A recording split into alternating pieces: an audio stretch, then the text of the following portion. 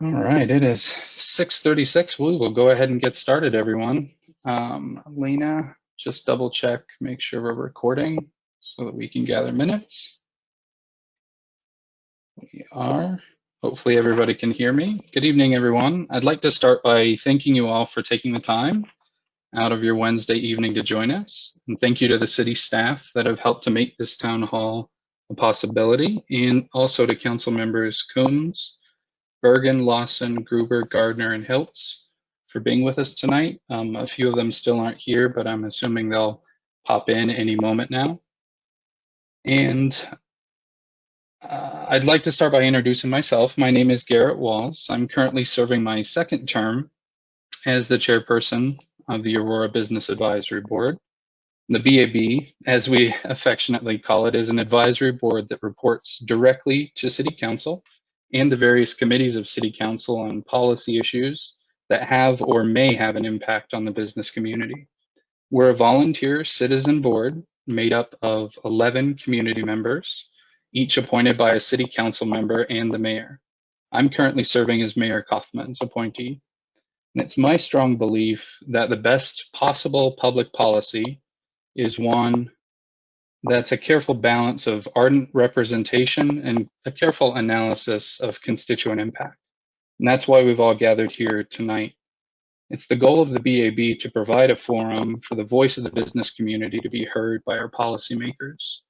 The format for this evening's town hall will be actually pretty informal. This town hall will not be a discussion, but rather a forum for you business owners to testify as to the impact of setting a minimum wage within the city of Aurora and the impact that that will have on your business. In that light, and for ease of organization, I'll be progressing just straight down the attendees list in no particular order, recognizing each one of you that are here with us tonight.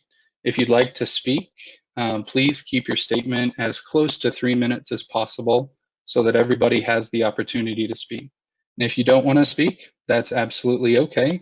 Just simply say pass, and I'll move right down the list to the next person.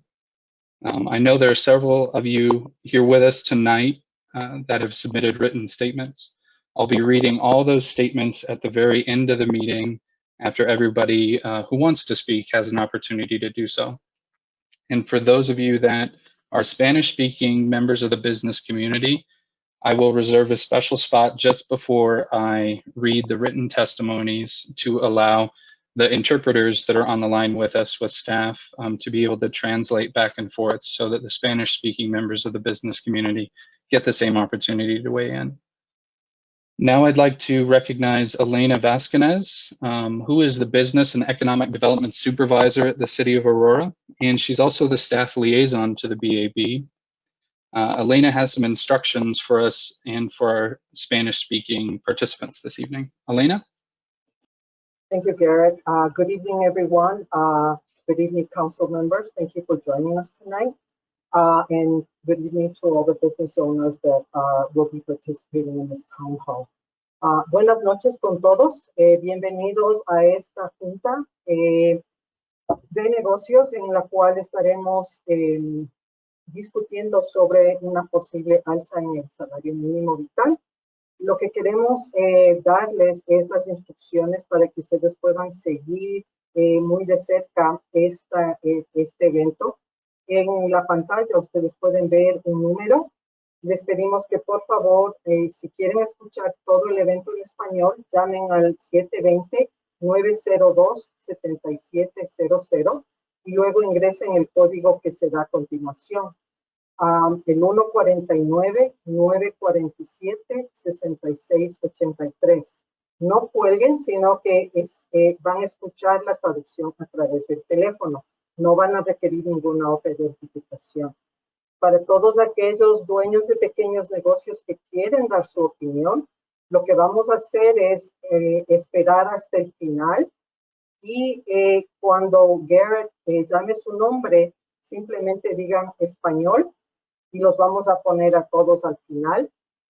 Eso va a ayudar a la traducción porque nuestros traductores les va a tocar traducir al inglés. Entonces tengan paciencia, van a tener su oportunidad de exponer Lo único que les pedimos es que esperen hasta el final de los testimonios y ahí van a tener su oportunidad. Muchísimas gracias. Thank you, Chair. Great, thanks, Elena. I'd also like to welcome the fellow Business Advisory Board members. Tonight we have with us Business Advisory Board member Nash Tereshan, Robert Bob Freiberger, Alok Sarwal, Chance Horiuchi, Regina Edmondson, and Philip Villard. If I missed anyone, sorry. You might be on the attendee side and I may not have seen you when I was scrolling through.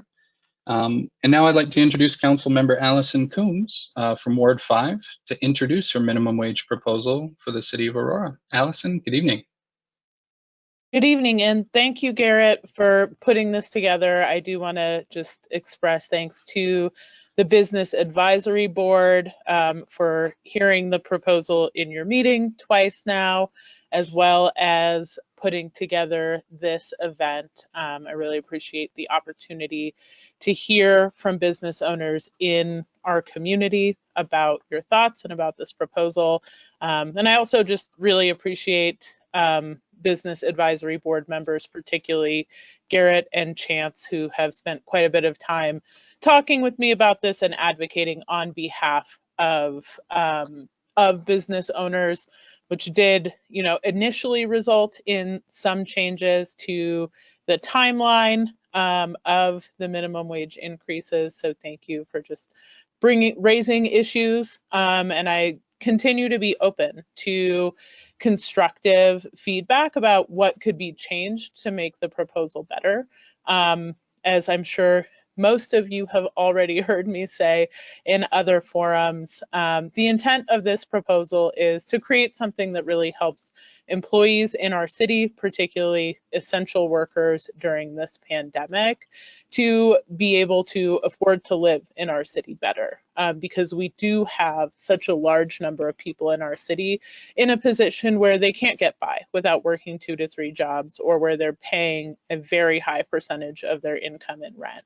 And I've heard a lot of concerns about affordable housing and rent control as being other options that we can pursue. And I assure you, I have consistently and well before I was ever on council been in support of those policies as well, and have spent a great deal of time on them, and hope to see greater progress now that we have more will on council to address those issues. That being said, the proposal is just in basic, is what Garrett has asked me to express, is an incremental increase over the course of 7 years that would start with a 60-cent per hour increase. And so if we look at the state level minimum wage proposal, there is an increase for CPI, which looks like it will probably be close to 2%. So it'd probably be about a 24-cent increase that would occur. Oh, nope, sorry, wrong math. No, yeah, 24-cent increase that would occur regardless of this proposal. So this proposal is adding 36 cents to what would be expected from employers to pay their employees in 2021. And similarly, in 2022, it's another 5% increase to $13.23 an hour. And then thereafter, when we expect and hope to be in an economic recovery, would be a 10% increase per year. So to $14.55 in 2023, which would still be more than $1 less than what Denver minimum wage will be at that time. In 2022, it will actually be more than $2 lower than the Denver minimum wage. And then in 2024, an increase to $16 an hour, which with CPI increases will still be on a par with or lower than Denver. In 2025, an increase to $17.60 an hour, 2026, $19.36 an hour, to a final increase in 2027 of arriving at $20 an hour, which will be a 3.3% increase in that year. So that's the total kind of proposal in brief. And if folks want to just share their thoughts, I don't think we're going to do Q&A, so I'm not going to ask for questions. So we'll just move forward with hearing from folks about the proposal. Absolutely. Thanks, Councilmember Coombs. We will dive right in. Just a couple of housekeeping things. Reminder, please keep your testimony to 3 minutes or less. We do have quite a few attendees here with us tonight, so we definitely want to make sure that everybody that wants to be heard definitely has the time and the availability to be heard. So please do that. The process will be, I'll sort of call your name out, I'll unmute you as the organizer, and then you'll have to unmute yourself as well. There's a dual stage unmute process. So I'll start. I do have one business owner or developer on the line who let me know just a little while ago that he has a prior commitment, and if I could move him to the front, that would be great. So I'll now recognize Thomas Klein. You are unmuted. Go ahead and unmute yourself. Okay, I think I'm unmuted, so can you hear me? Yep, and sorry, just one more housekeeping thing. If you could, each person that speaks, please introduce yourself, give us your name, the name of your business, and a good approximation of how many employees your business has. Okay, my name is Tom Klein. I'm one of the owners of the Argenta project at 3rd and Havana. The project overall will probably employ about 150 people during its life. We're going to invest about $120 million into that site. It's going to be a combination of housing and retail on Havana Street.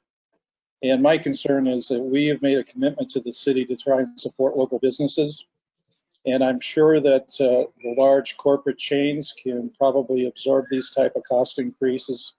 But I'm mostly concerned about how a small business in this environment is going to be able to absorb these over a long period of time.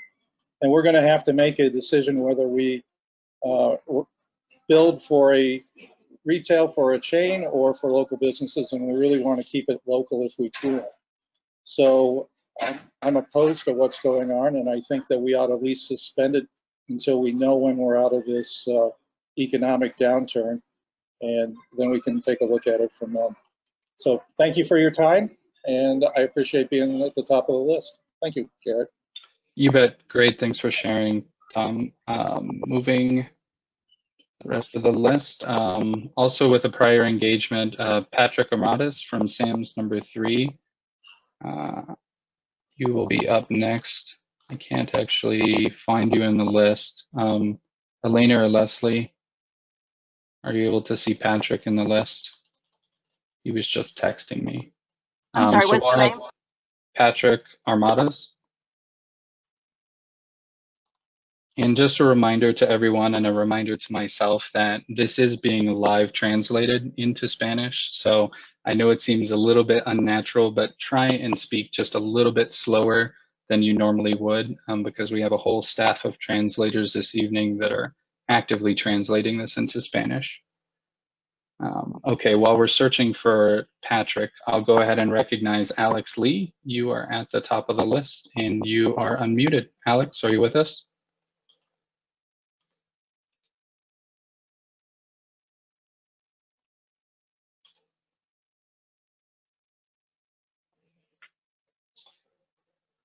Alex, you'll have to self-unmute. There you go. Okay, sorry about that. Hi, my name is Alex Lee, and I represent the Colorado Korean Restaurant Association, and I'm a bilingual, and I've been in City of Aurora since 80, and I graduated in Oakland back in 90, and I'm currently representing many business owners in Aurora to with their concern. And I just want to voice some of the opinions what they have and how difficult it will be for them to compete against other other restaurants when they increase this minimum wage on the top. So there's many things we consider, and I appreciate we are increasing our minimum wage to help our employees to make their living here in Aurora. But we have to look at many considerations at three settings. Who does this really benefit? Of course, the employer that's getting the minimum wage will be benefit from this. But what about the business owners? And are we really benefiting from this minimum wage increase? Same thing with this city line Aurora. Would the city itself benefit by having minimum wage increase? Would this kill our business? We really can't say this until it happens, probably. But realistically, it will. From my understanding is when I spoke to many business owners, it will definitely put a hardship on their business, because it'll be very difficult for them to compete against big corporates when it's a mom and pop type restaurant. And if you look at the cost of living in Aurora compared to national level, we are about 5% higher than national level. If you look at Denver, example, it's about 12% above higher than national level. If you look at another big city, Los Angeles, which is 43% above the city national level. And another thing that I was very concerned about is our median household income. Example, for City of Aurora, if you look at your statistic report from Census 2018, our house capital income for Aurora is $28,854.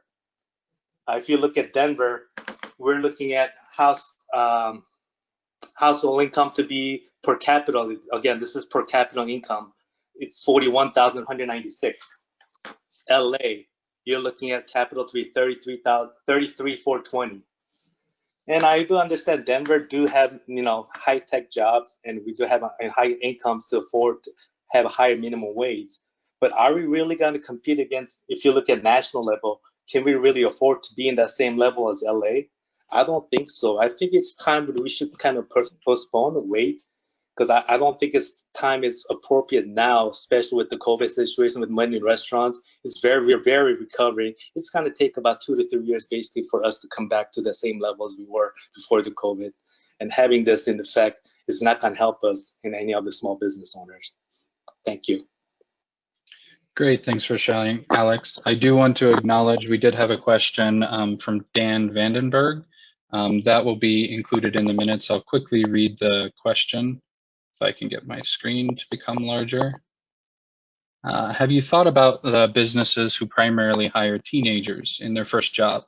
In a business like ours, any increases over the already high minimum wage makes it impossible to sustain our business. We are primarily listening to this presentation to see when we need to sell or walk away from our business. So that's registered in the minutes. Thank you, Dan. Next on our list, we've got Alec Kastner. Alec, you're unmuted. Go ahead.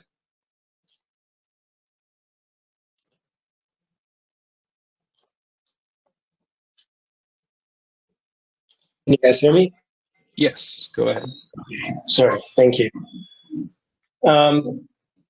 Yeah, my name is Alec Kastner. I'm a co-owner of Alpine Home Care and Alpine Adult Daycare. We have about 220 employees in Aurora between the two businesses, and we are very concerned with the here proposed ordinance for two reasons. Number one, we feel that the increase is very high. $20. I'm not sure if there's any other minimum wage around in the country that goes this high. And number two, of course, is the timing. This is being introduced when we already see unemployment in double digits. For our own business, the impact, I would like to say, for both businesses would be quite dramatic. We are, in both businesses, Medicaid service providers. We provide home care and adult daycare service to Aurora's most vulnerable population, the people who are on Medicaid. As such, our rates are fixed by the General Assembly of Colorado, and for us to increase wages along with this proposal would only be possible with appropriate rate increases. However, these rate increases, given the current fiscal situation that the state is in, are impossible. I think everybody understands that. So, for us, this would mean that we would have to close up shop here in Aurora and leave about 300 Medicaid clients without services and about 220 employees between the two businesses without work. For this reason, we oppose what's proposed here. Thank you. Hey, Garrett, I know I said I wasn't going to do too much Q&A or opining, but there was something Sure. I wanted to mention that I found in the state law, and this is particularly applicable to you, Alec, and anybody in our field, which is that CDPHE actually will have funds that they will grant to folks for wage increases that are part of the Medicaid service provider pool. So that's just something that kind of helps to address those issues particular to our field, is those CDPHE grants that will be made available to folks to help offset wage increases. Great, thanks, Yeah. Councilmember. Okay, next on the list, I Before we believe leave that I Garrett, found, yes, go ahead. before we leave that, I think the question is how much money is available from CDPH&E? We've heard this happen before where they may have $5, $10, $50,000 where the need may far exceed that. So I think we always have to be careful when they say that money is available. We need, any businessman would say, okay, how much money is available? And will it cover my cost or will it not cover my cost? So that's just a point to consider. Yep, Yeah. and that's, dependent on the business, but it's written into the state law that those be made available. So. Yeah, Councilwoman Coombs, but notwithstanding what you're saying, we have just received a 1% rate cut given the dire fiscal situation. So I honestly, when we talk to our lobbyists, nobody believes that there's any money to help counter, an $8 increase in hourly minimum wage that is being proposed here. It's not just us as a business, as probably around 200 other providers that are working, Medicaid providers that are working in Aurora. So this is millions of dollars that would potentially be required here. And I'm not sure if it's CDPHE is usually HICPUF with the finances, but I defer to your knowledge here. Everything we're hearing is that there's no money available, and we already, as of 7/1, got a 1% rate cut, and the outlook for next year is even worse. Okay, thank you, Alec. Patrick Armadas, are you there? I am here. Can you hear me? Yes, sir. Go ahead.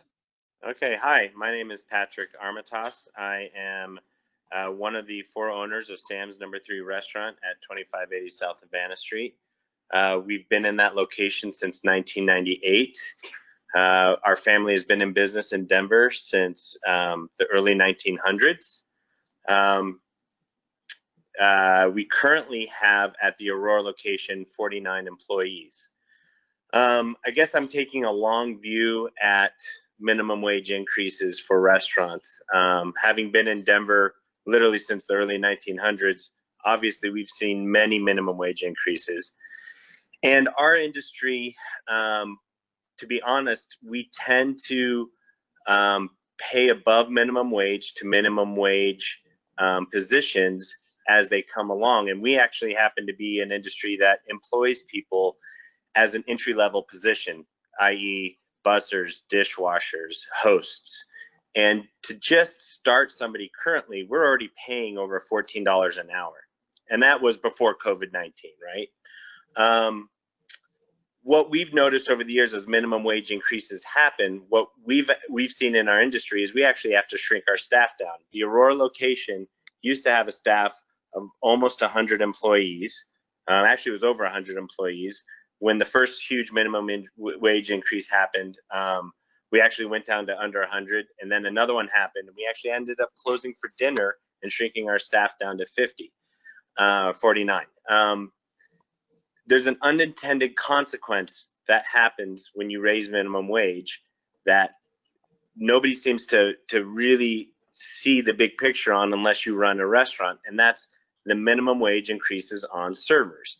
Servers make up the largest section of our staff, and they're also the ones who actually end up taking home the most money through tips.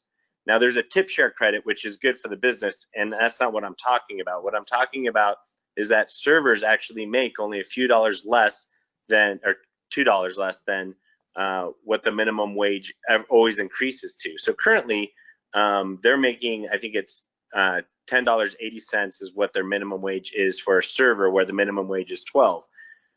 That's an increase from just 5 years ago, where it used to be, or 6 years ago, it used to be $2.13. So it's already increased for them immensely. And this minimum wage means they'd be getting close to around $18 an hour. And that's where the pinch is on restaurants. That's why you see restaurants struggle every time there's a minimum wage increase. You add to it then COVID-19, where we have an unprecedented amount of restaurants that are not making it. If you watch the news, if you read newspapers, if you just drive down the street, you see restaurants that are shuttering, shuttered, or on their way to being shuttered.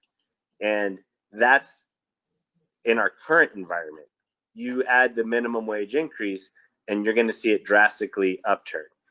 And I would caution the Aurora City Council against this, only because restaurants are those places that a lot of people have those 1 and 2 jobs. And you start losing those jobs, you start having an increased amount of unemployment and people who can't find jobs and are getting evicted out of places. This is not the right time to do this. And it's also something that we need to address, minimum wage on servers, before we even look forward to doing that in the future. There's obviously more to say on this. I want to keep this short. I want to thank everybody for their time in hosting this. And I guess that's all I have to say today.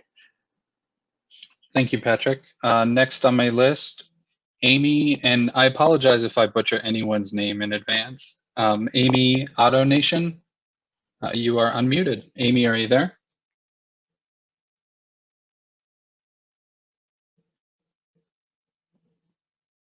Amy, go ahead if you can hear me. You are unmuted. Okay, I will come back to you, Amy. Arlen Felsen, you are unmuted. Go ahead and Hello, everyone. How are you? Yep. Don't hear me? Yep, go ahead, Arlen. Thank you. I apologize. I don't have a camera on this evening. Maybe it's the way I look today. I'm not really sure what. This is one of those. Anyway, I'll keep mine brief as well. I've talked before on these, and I own a retail liquor store by the name of Boozers. We only employ 5 people. It's a small store. I am not employed by the store. I do work there. I'm not an employee though. It does employ, I noticed with the last call, and not to change the subject, but my staff is 100% either people of color or women. That is not necessarily by choice.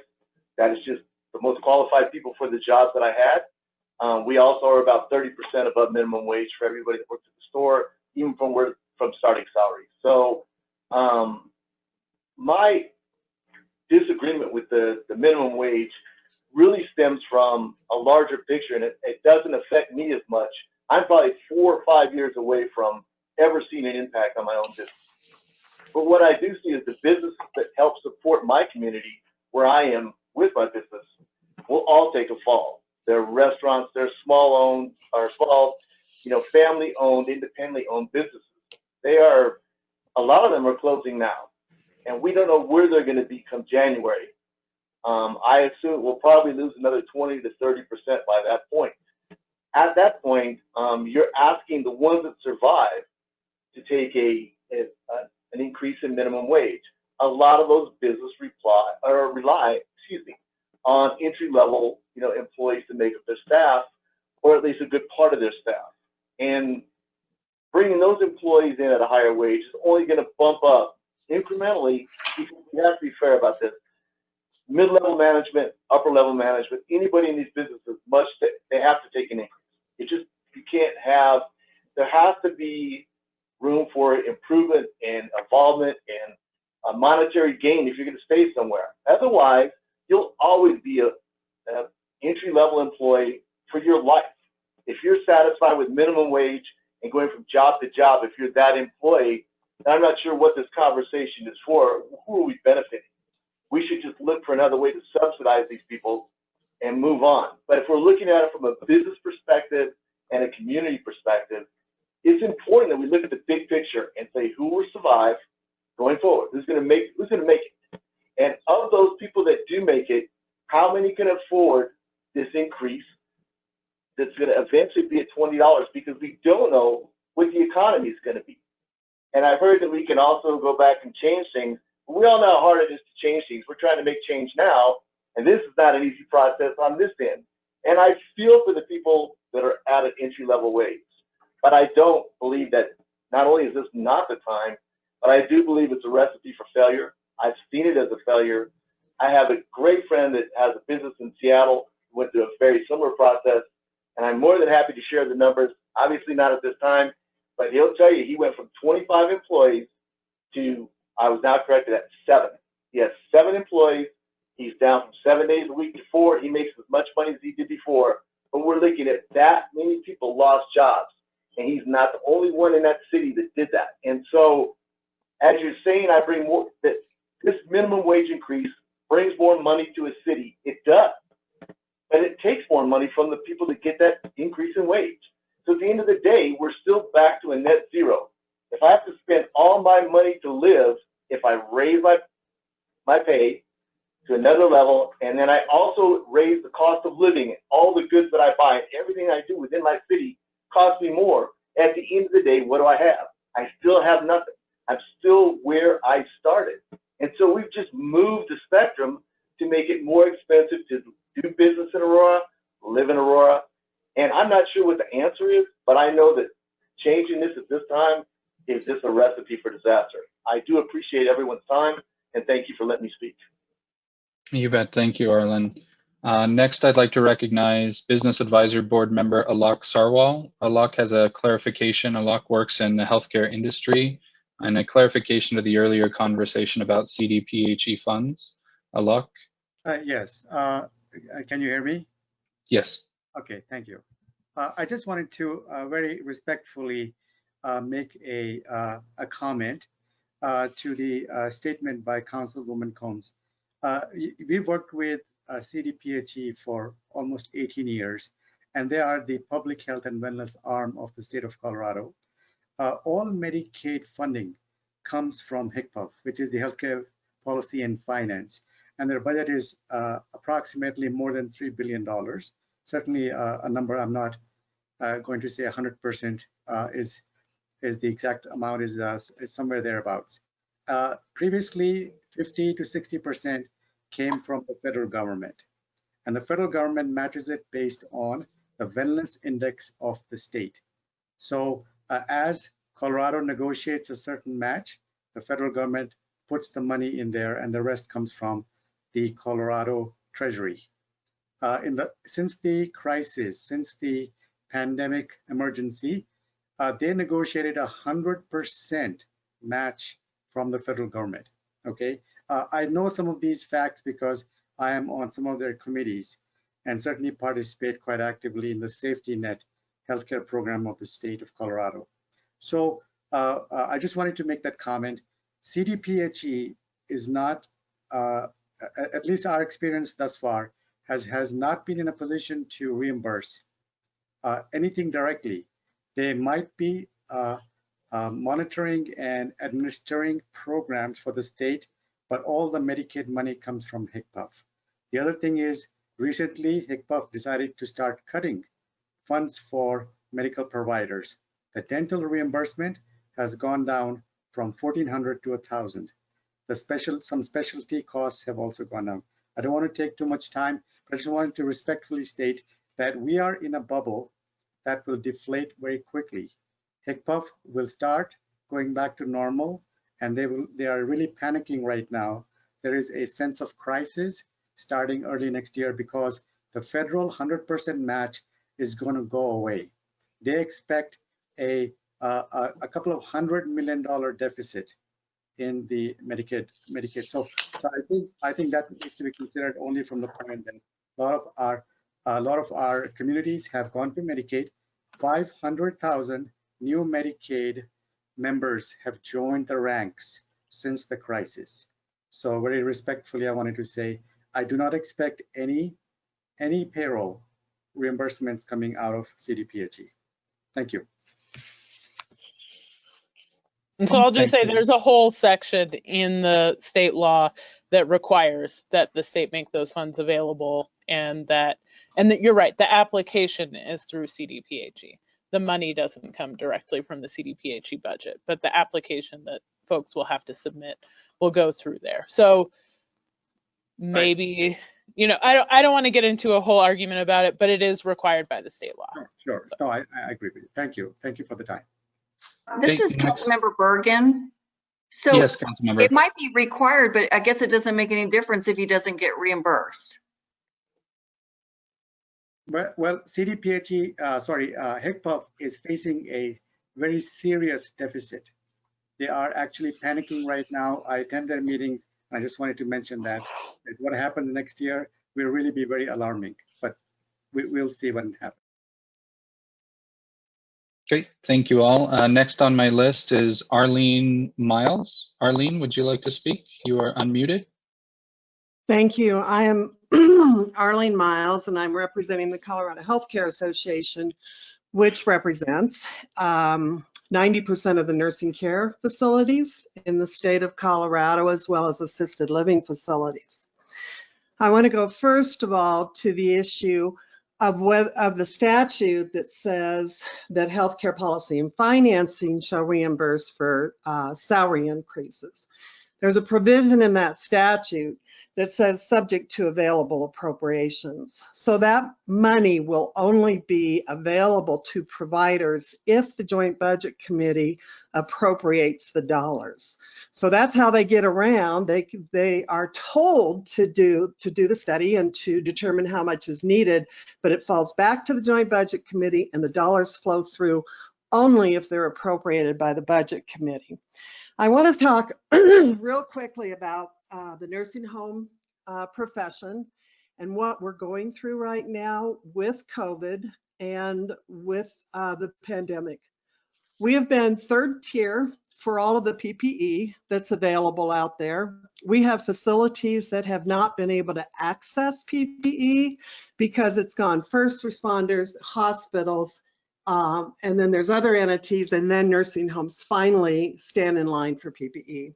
We're purchasing our own PPE. I have nursing homes who have actually collected donations of sheets so that they can make their own protective gowns to wear while providing care. We're required to do testing. We're required to make that pay for that testing of all staff. We just recently have a new statute that increases the amount of paid leave for our employees. So if an individual tests positive, whether or not they are asymptomatic, there's a dictated time as to how long they will be off work, and we are required to pay them during that period of time, which, by the way, we do not mind. We have owners who are actually paying for our staff to stay in hotels because they're worried about taking the COVID virus home to their family members. And so to give them a sense of security and less fear for what they would take home to their family, we've actually been paying for hotel rooms for them to stay in hotel rooms to ease their mind. Now, all of this is happening while at the same time getting back to the Medicaid program. Nursing homes in Aurora, of which there are about 19, that does not include our assisted living facilities, who will also be affected significantly by this proposal. But nursing facilities in Aurora are anywhere from 70 to 80% Medicaid. Our Medicaid reimbursement is based on costs that are submitted to the Department of Healthcare Policy and Financing from 2 years ago. So currently the rates that will be set for the year of 2020 will be based off of what our costs were in 2018.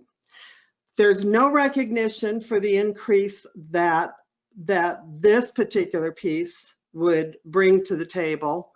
Our growth that we are allowed, while they reimburse us based on cost, they also limit the growth in our cost over that 2-year period of time to 2%. So our costs that we incurred in 2018 will set the rates for 2020, but if our cost exceeded a growth of 2%, we will be limited to an increase of only 2%. So we are in a situation right now where we truly, for the first time, and I have been in this profession for 40 years, and I can honestly tell you, for the very first time, we are in a situation where you're going to be looking at closing down nursing facilities and leaving families with no place to go. If you have home care that's closing down, they won't be able to access home care. I think this puts the entire Medicaid program just completely upside down, and really would have the unintended consequences of that would be horrific for the entire population of people who are dependent on Medicaid to pay for the cost of their care. So I think that's all I have. Great, thank you. Looking at my list here. Next, we have Brian Sears. Brian, you are unmuted. Go ahead. Hi, we own a hair salon, Fantastic Sam's at Parker and Arapahoe, and we've got two of them actually. One in Aurora and one in Highlands Ranch. And our concern is that we're having two locations. We're going to have competing pay scales for our people. We already pay well higher than minimum wage at $15 an hour, but running that to $20 an hour at a value type business for the clients, we end up that it takes half an hour of work to pay for a full hours of pay. By the time the 7 years runs around, we get to $20 an hour. A $20 haircut, that pays for their time for 1 hour. It takes a half an hour to cut hair. We're in the hole before we even start. For businesses like ours, I think we're going to be in a no-win situation. We can't increase the cost of a value haircut so that the people that need to use our services can still afford to use our services in order to stay in business. So that's what we look for going forward with it, is that we can't see an end game to it that will put us into a position that, and many other places like ours, that either we increase costs enough that the average person now can't afford it, or just goes across the street to somewhere that doesn't have to charge as much because they're not paying as much, and ends up costing us the business and the ability to profit enough to even keep the doors open. That's our position in it. And concerned, it's not this year or next year that's the problem. It's 4 or 5 years down the line. And agree with one of the past people that we can change it in a couple of years, we can adjust it, but that once things are in place, they're not changing. So that's our concern. Thanks for your time, and look forward to listening to more. You bet. Thanks, Brian. Next on the list, actually, let me pop back up. Amy Antonation, are you there? Amy? Hello, can you hear me? Yes, go ahead. Thank you. Well done on the pronunciation of the name. I will pass, however. Thank you. Okay, sounds good. Thanks, Amy. Next, we have Brooks Gagstetter.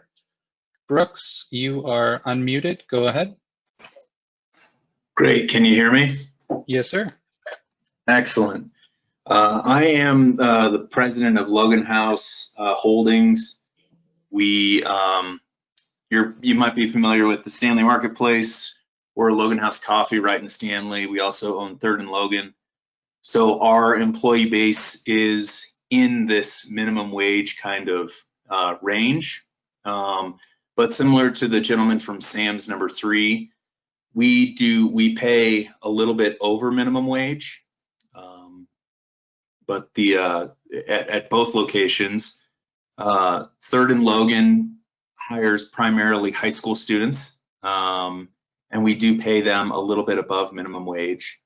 The purpose, I mean, the reason that I'm joining this call is because if we were to increase minimum wage to the levels that you guys are discussing, we can only increase pricing so much.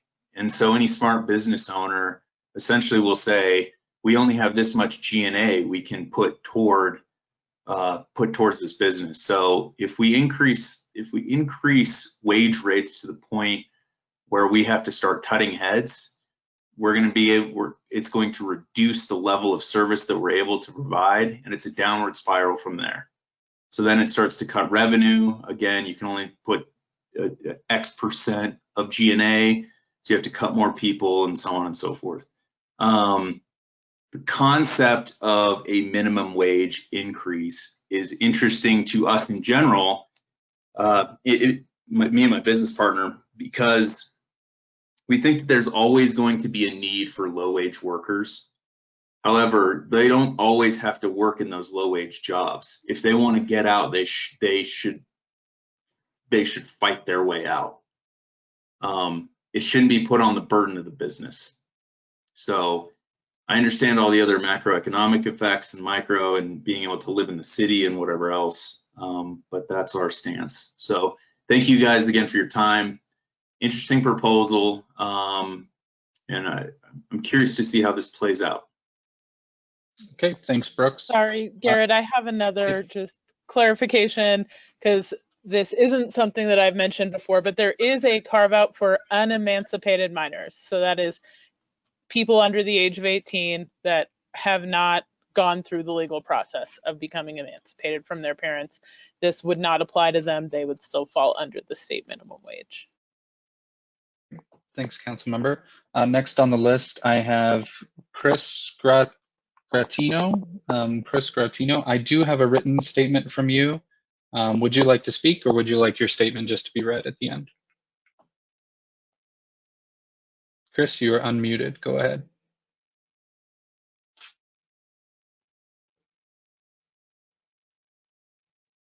All right, doesn't seem that Chris is there, or maybe having audio troubles. Next on the list is Chris Miley.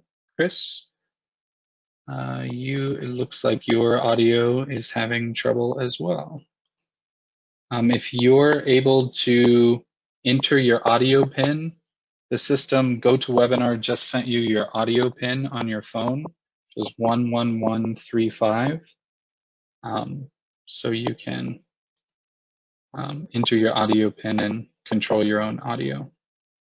Moving down the list, Chris Robart, you are next on the attendees list. Chris, you are unmuted. Go ahead. Can you hear me, Garrett? Yes, sir. All right.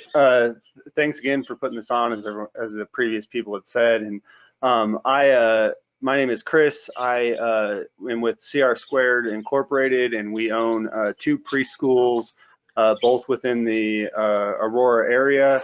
And what I see as a concern for this minimum wage increase is that we are primarily driven by families that are on assistance through the Colorado Child Care Assistance Program, which comes from multiple different counties. Arapahoe, Denver, Jefferson County are 3 of the agreements that I have at our preschools.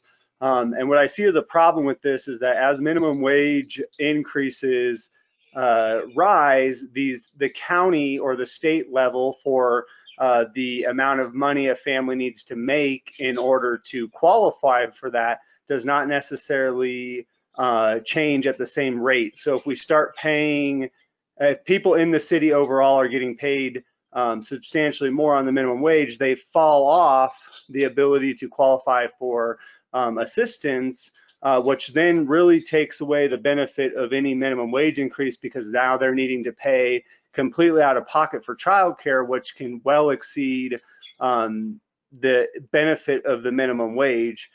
So from that side, I see it as a challenge for families that are on that assistance, because the city's ordinance and minimum wage increase does not always go in line with the counties or even the state for reimbursement, similar to the other industry that was talking about Medicaid. Then the other situation that I see in our particular building is that to provide a quality of care, we currently provide 3 teachers for every classroom so that we can reduce those ratios and allow that better quality child care that comes out of that. And what I already see with this is like, okay, so I have to decrease quality of care because I cannot afford at those rates to do that. And the count, lastly, so not only people falling off and not being able to have CCAP, but lastly is that CCAP is not going to increase my rates that I get paid for those individual children at anywhere close to these rates that are going up. As a matter of fact, CCAP recently did an increase, and it was the first increase in 7 years that I own the business, but the way they did the increase is that you have to provide a better quality of care. Well, in order to provide a better quality of care, one of the crucial pieces is additional teachers and support in the building, but I have to cut that in order to be able to afford to pay. So that's just kind of where I see is that I would need to reduce staff. I don't know that families would qualify for that assistance anymore if they're naturally making more, which in turn might cost them more money than the minimum wage increase if the counties aren't keeping up with that same thing. So I don't want to take up any more time. Thank you. That's my thoughts on it. Okay, great. Thanks, Chris. Next, I have Dan Vandenberg. Dan, would you like to speak, or would you like to let your statement stand in the question pane? Dan, you are unmuted. Go ahead.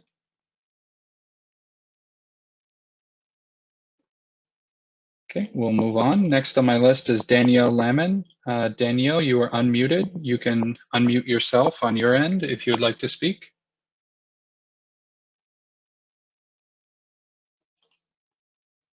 Danielle, are you there? Oh, there we go. Okay, sorry, I wasn't able to get it unmuted at first.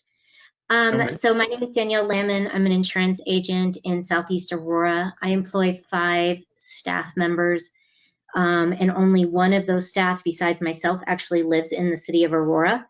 One of my staff lives in the city of Denver, and him and his wife actually did just purchase their first build. So it is possible with some savings to get a home, have it even built for what you want. And one of my things with being what's considered a captive insurance agent is that we cannot set our prices. So your insurance premiums come from corporations, they come from state commissioners. It has nothing to do with the individual agent or company you're with as far as who your agent is. And so raising the minimum wage really would, in about 4 years, where it gets to that $16 mark, as a base pay coming in unexperienced, it would make us have to move our agency and wouldn't be able to afford our agents. And therefore, you're looking at having businesses or employees that are either moving or they're having to let their staff go. Also, as a small business owner, I think there's a misconception that you are rich because you own a business, and that's far from really how business is. As business owners, we work really hard. We put in 60, 80, 100 hours a week, and we take very minimal pay so that we can pay our staff, keep our business running, put money into marketing, support our community. And I think that's an important piece that keeps being overlooked, is that we're also struggling as entrepreneurs, if you will. So just wanted to put that out there. I have some other stats just from a city budget that really could put our city in a larger deficit based on 22% of our small businesses providing sales tax to our city. And if they all pulled out by 2024, which seems to be where a lot of small businesses are having an issue with that $16 minimum wage, we're looking at a potential $51 million deficit on top of the $50 million deficit we have right now projecting into 2021. So that's all I have. Thank you so much, Garrett, for the time, and for everybody on the board that's really provided a lot of town halls to get everybody's voice heard. You bet. Thanks for sharing, Danielle. Next, I have Deborah Vandenberg. Deborah, you are unmuted. Go ahead. Okay, can you hear me? Yes, ma'am. There's Okay. a little bit of an echo on your end. Hang on. Yeah, hold on. If two of you are logged in at the same time, you and Dan, one of you on one of your devices will have to turn off your speakers as well as your microphone. Is it better now? Yes. Okay. Go ahead. So, can you take it in another room maybe? Go ahead.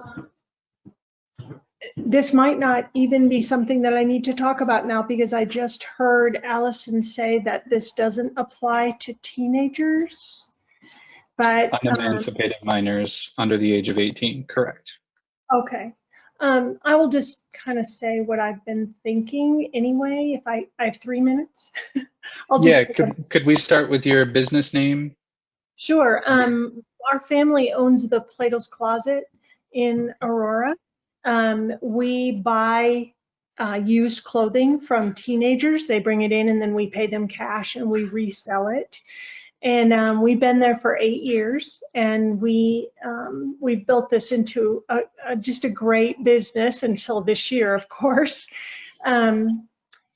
We have not increased our prices in 8 years, but our minimum wage has gone from $8 to $12, and our taxes increased $2,000 a month.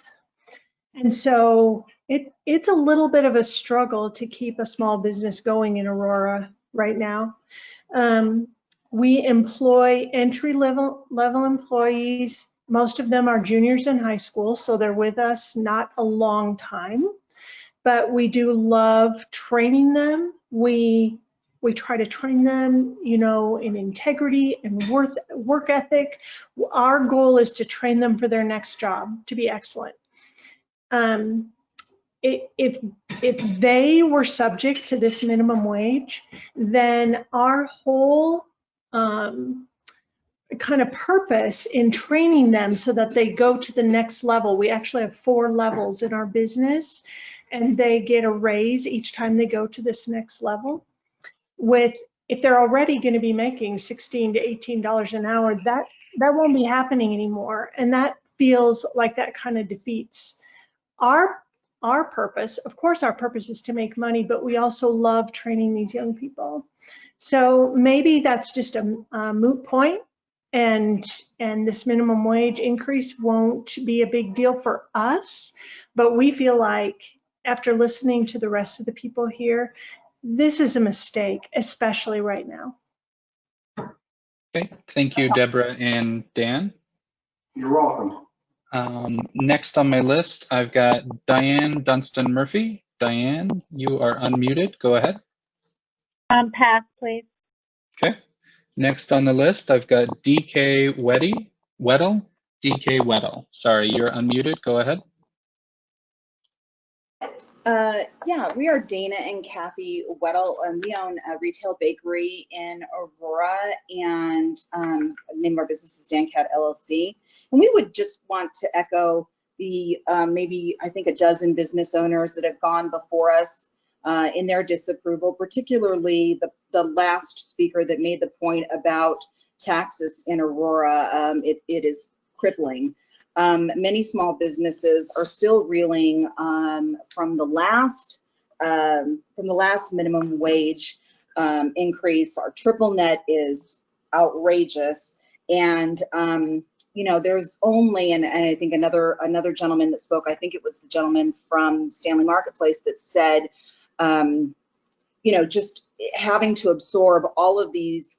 The market will only bear so much. There's only so much that someone will pay for a particular item, and it's, you know, we've absorbed, as business owners, we've absorbed the last couple and haven't passed those on to our guests, but we are at the point where that would become a necessity. And unfortunately, we feel like if this were to, you know, this is just crippling. And if it were to happen in Aurora, there would be a mass exodus of small business, and it would be so sad. It just would really be unfortunate. Okay, thank you so much for sharing. Next on the list, and I know that he doesn't want to talk. He already texted me, Donovan Welsh. I do want to recognize Donovan. Donovan is a director with the Havana Business Improvement District, and Donovan wanted to be a part of this call this evening so that he could hear other business owners as well, to get more exposure to the business voice. Next on our list, I've got Ed Tynan. Ed, you are unmuted. Go ahead.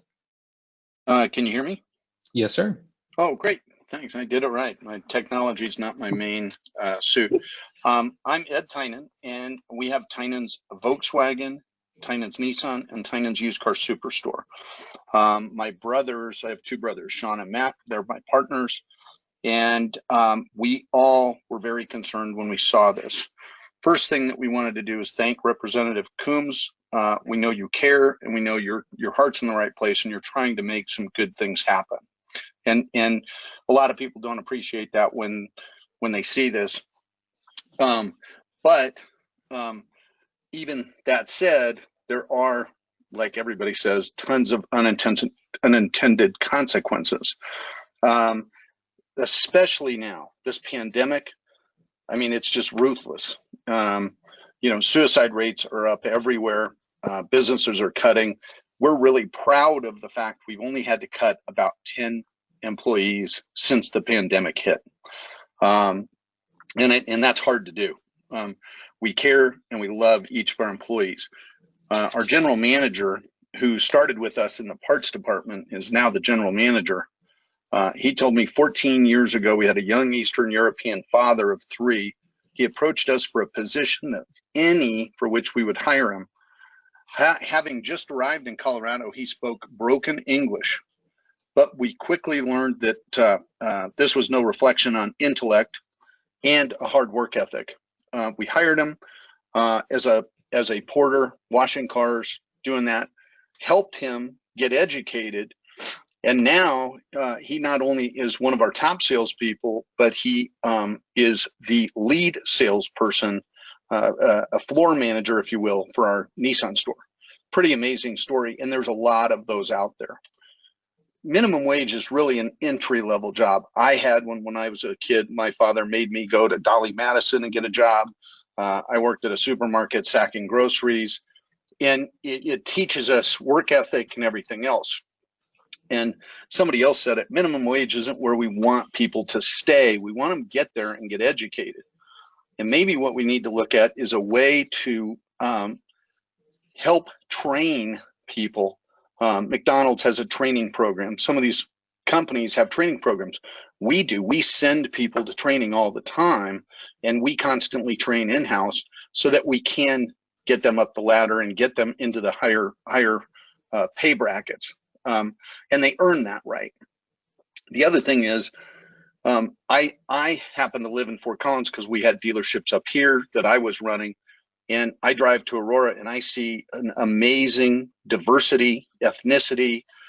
You see all different types of people from all over coming here to Colorado, and they open up these businesses, and they're small mom and pop businesses, and they're neat to go into and give the business to.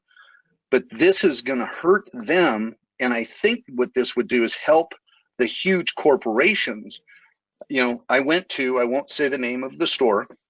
The other day I had to get something, and I walk in and they're adding more of the electronic kiosks. And I mean, that drives me nuts because that's costing jobs. And all raising minimum wage, they just go, let's go get some more computerized kiosks and put those people out of work. And it helps them to absolutely put the mom and pops out of business. Quickly, we go away from restaurants and we go to where you walk up to a window and somebody's pressing buttons on a computer and handing you a pre-made sandwich that was made somewhere else. The other thing that really concerns us is, you know, if we lose a lot of these small businesses and they move out of Aurora, when people go to work for us, they go down the street and they shop in Aurora, at the Aurora Mall.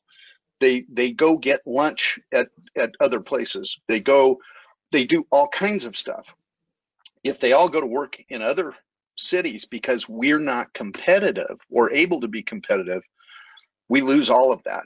And it's a huge domino effect. But I appreciate everybody who is serving, and we want that known, and we really do appreciate you. And if there's things we can do to help, we'd love to help. But we think this time right now, and even if it wasn't a pandemic, if everybody in the state of Colorado, so that we can be competitive, could do this, it'd be awesome. Okay, but we can't compete. That's gonna hurt car dealers big time. Thank you. You bet. Thanks for sharing, Ed.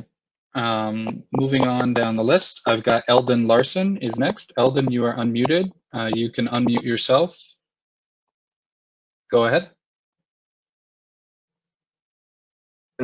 I'm out in the Southlands Mall. I have a small family-owned fine dining restaurant called Wine Experience. We've been here since 2007.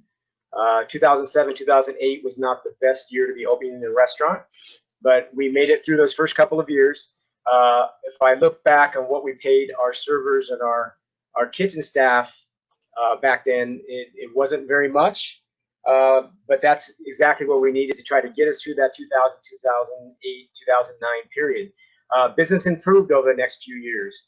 Wages went up, and it wasn't because government mandated that we pay more money. It's because the marketplace mandated that we paid more money. For me to get the type of chefs that I needed in this restaurant, I needed to come up in my wages. We started to get the 14 and 15. We started to make a little bit of money. One thing that really was detrimental to our business was the past minimum wage increase. And it wasn't necessarily the kitchen minimum wage increase, because I already paid my kitchen staff more than minimum wage because I had to, because of the marketplace. It was the server minimum wage increase. When I first opened, they were around $4 an hour. Now server minimum wage is at $9 an hour. Every January, what I have to do is raise my prices, and it's gut wrenching to do that, because my restaurant gets reviews about, this is a great restaurant, it's fine dining, it's white tablecloth, but it was a little bit pricey. Somebody that used to eat here 6 times a year is down to 4 times a year or 3 times a year. And a lot of that is because I've had to raise my prices with minimum wage. It's something that other people have said tonight as far as unintended consequences. I know Ms. Combs had mentioned that high school kids wouldn't be required to go to that minimum wage. Well, what do I do with the high school kid that's been working here for 3 years that has earned more money? And now I have a dishwasher that doesn't have any skill whatsoever, but because he's over 18 years old, that young man or young lady is going to make $20, where my skilled person who's been here for 3 years, I'm allowed to pay them 16 or 17? Doesn't make any sense whatsoever. It makes me shake whenever I think that the government is going to get involved in private business to the point where I have to pay people different wages. It just doesn't work in a working environment where you want employees to feel good about coming to work. It creates bad feelings between employees. So the bottom line is, no, I won't be able to pay that employee $17 an hour. I'm going to have to rip bump him to $24 an hour or $25 an hour because my dishwasher is making $20 an hour. What about my head chef? I'm going to have to move him to $30. What about overtime? I mean, my business is inconsistent. There are some times a year when I need the 15 or 16 employees that I have. Sometimes a year, I need more than that. And so that person that was working 35 hours is now working 60 hours. They're making overtime. So again, everything is going to get bumped exponentially, and it's going to make it really, really hard on a business like mine to get going. And what I've seen more and more is no servers.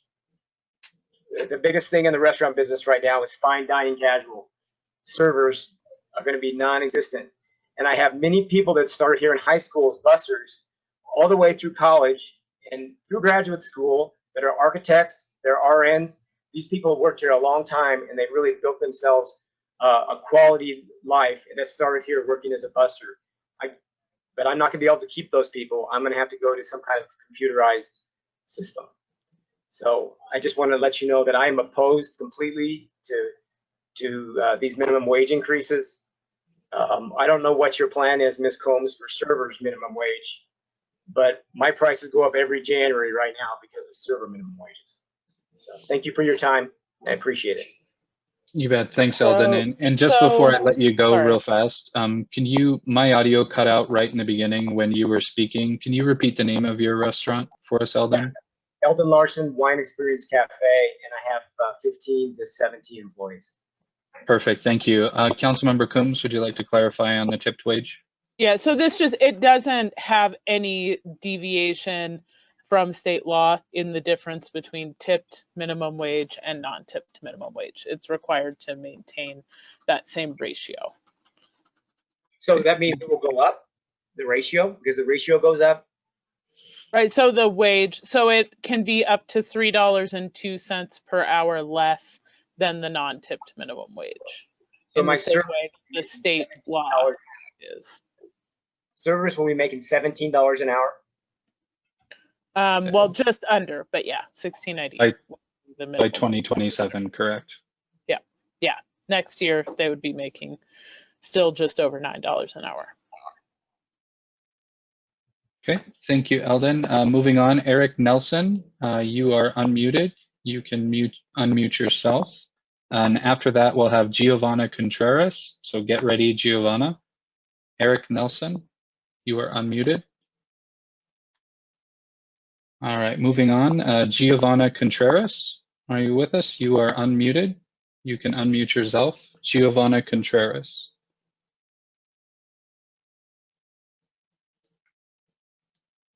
Is Giovanna on the translation line by any chance?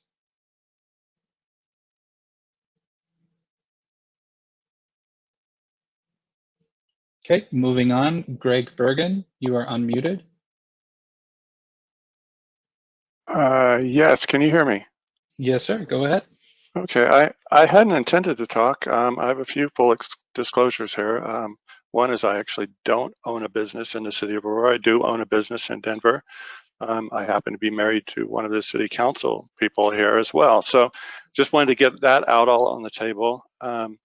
But as I was listening, mostly to learn tonight, a few things sort of occurred to me that I thought I'd throw in there. We've heard from a few of the restaurant industry professionals out there, and I think they've made the point that they are hurting right now. And I remember reading about this industry just probably a couple months ago in June, and they used words like catastrophic and apocalyptic and things like that. And I thought there might be a sense of hyperbole at the time, but as it turns out, it is an industry that's being hit very, very hard. And according to some of their research, they anticipate that as many as over 50% of them may come out of or may not come out of this, at all. So I think it is a severely hitting an industry that employs a whole lot of people who fall into this category. It seems that I did a little research while I was listening here, and according to Colorado Public Radio, anyway, the 37% of all the jobless claims that came after the stay-at-home order were from this one industry, 37%. And every week since then, the industry category that's represented the highest number of unemployment claims has been this industry. Seems like we're up somewhere north of 55,000 people in that tally right now. So it's truly an industry that can't afford, if we're going to have any semblance of, an offering that they had going into this, that this is not only a gut punch that they probably can't take, but they definitely can't take it now, and they certainly can't. We shouldn't be building a platform that goes 7 years into the future to try to solve a an issue right now of essential workers, who we want to bump their pay up just a little bit. Thank you. Okay, thanks, Greg. Moving down the list, next is it's either Inga Brazelton or Ingi Brazelton. You are unmuted. Go ahead. Okay. Now you just Hi, good evening. Yes. I was Yes. just here listening to listen to your dialogue. I am the Director of Sales for the Hyatt Regency Aurora, and this was my first time joining in this meeting, so I appreciate being educated. Welcome. Thank you. You bet. Okay, moving on down the list. Next, we have Jacqueline Killian, or Jacqueline Killian. You are unmuted. Hi, I'm with the owner of Beyond the Blackboard. I'm a retailer of toys and educational supplies in the Southland Shopping Center. Since 2000 and I don't know what it was, let's see, 2016, our minimum wage has gone from $8.31 to $12, which is a 50% increase. And as you can imagine, our rents have gone up commensurate to that, but our sales have not. Since the pandemic started in March, 4 significant retailers have gone under in the Southland Shopping Center: Children's Place, New York and Company, Justice, and Joseph Banks. I don't know what the outlook is for the remainder of the businesses, but as a small business owner who's been in business in Aurora for 15 years, I literally cannot take any more responsibility for shouldering the expenses that the communities believe they need to have to sustain the community. I do everything I can to support the schools, the children's organizations, the special needs programs for children in our community. I have not been taking a salary since March 15th. And the idea that you have on the table right now of increasing minimum wage after we just came through a 50% minimum wage increase, honestly, I'm just dumbfounded. I don't know how you think small business owners can shoulder this anymore. Southland Shopping Center will not continue to exist. The tax base that is created through that entity will be gone if you continue to push forward on this front. Thank you, Jacqueline. Next on the list, I have James Bodie, or James Bode. James, are you there? You're unmuted.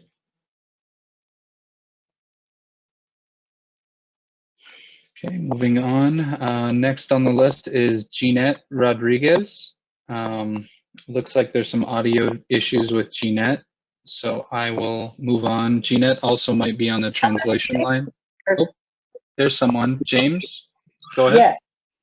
Right, so this is James Bode, Jim Bode, and I'm here with my wife, Ramona. Ramona was previously on the Business Advisory Board. Ramona happens to be first vice president of the State Motor Vehicle Dealer Board, and I just happen to be president of the Independent Automobile Dealers Association. Excuse me. So almost all salespeople are commission based, and if you give them a $20 an hour minimum wage, they might not work very hard. So it would be counterproductive. I truly enjoyed Mr. Tynan's presentation. As a new car dealer, they face the same issues that we face. So from my point of view, and to the great majority of the used car dealers in the state of Colorado, this would be a really bad idea. Ramona? Yeah, we'd kind of have to look at letting some of our staff go after a pandemic and just trying to get everybody back to work now. as it is. And I think people want to work. And I realize that more money is needed because there's more costs of things. However, I think we have to look at something different. I don't think that we could afford to pay our employees that at beginning wages. We just couldn't do it, along with all the taxes and the sales tax and everything else. Insurance, there's no way. Right, and so our business is only open 20 hours a week right now. We're struggling. We just wouldn't bring people back to work. We'd end up leaving the area, and people do depend on us for cars. Thank you very much. Thank you. Hey, thank you guys. Ramona, it's great to hear your voice. I'm sure the other BAB members on the call will join me in saying we miss you. It's great to hear from you. Thank you. It's good to hear and see you guys too. You bet. All right, moving on. Jeanette Rodriguez. This caller may be on the translation line. Could we just get a quick check? Okay, if they are, we'll hold that person to the end. Jeff Rowski, you are unmuted. Hi, I'm Jeff Rowski. I'm president of Advantage Security. We've been in business in Aurora for over 25 years and employ about 700 security officers throughout the metro areas.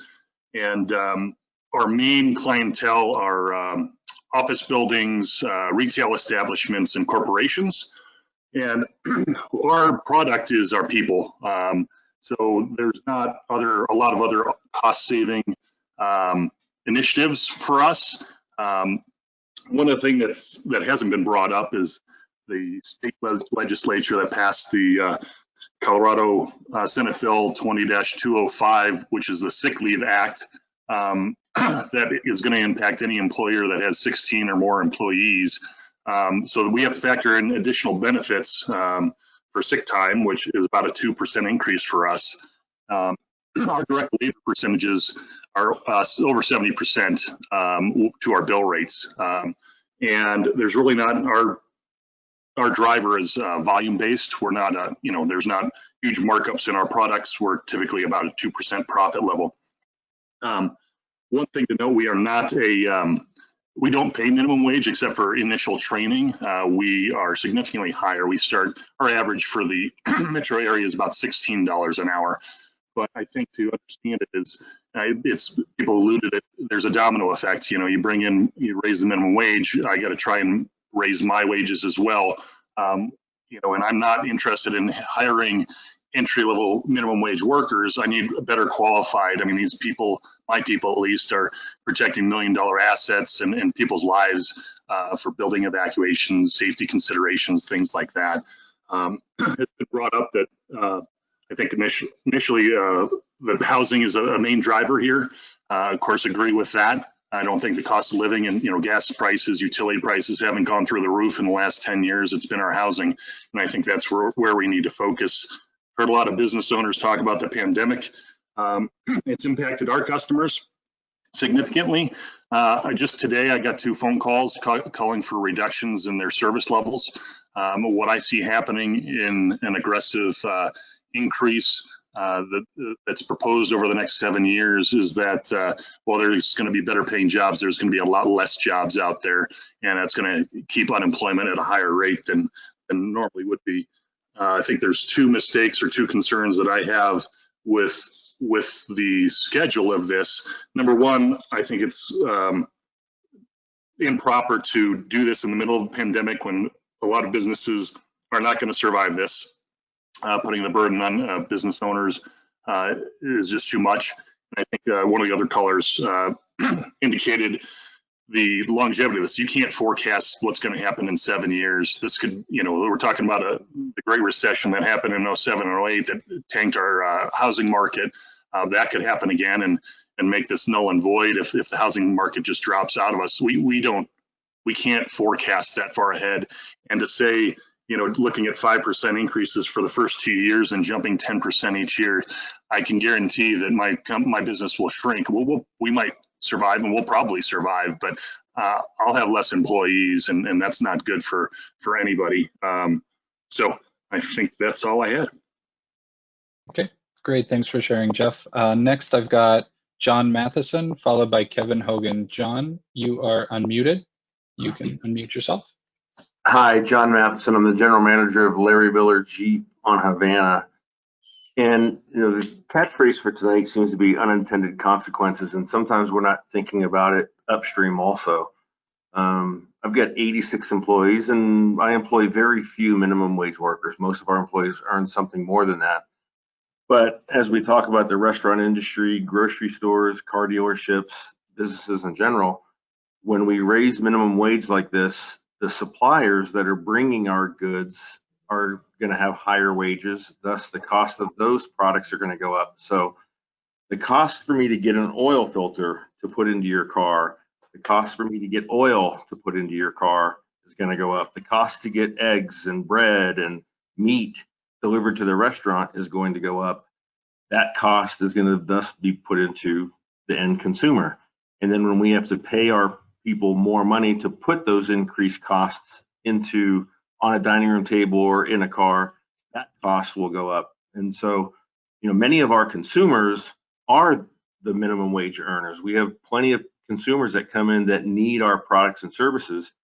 And by raising the cost of these goods and services and then passing them along to the consumer, not only are we going to lose jobs along the way, but the overall cost to get something is going to go up. The cost of that cheeseburger is going to go up. The cost of that, that burrito at Sam's number 3 is going to go up. The cost to get an oil change is going to go up.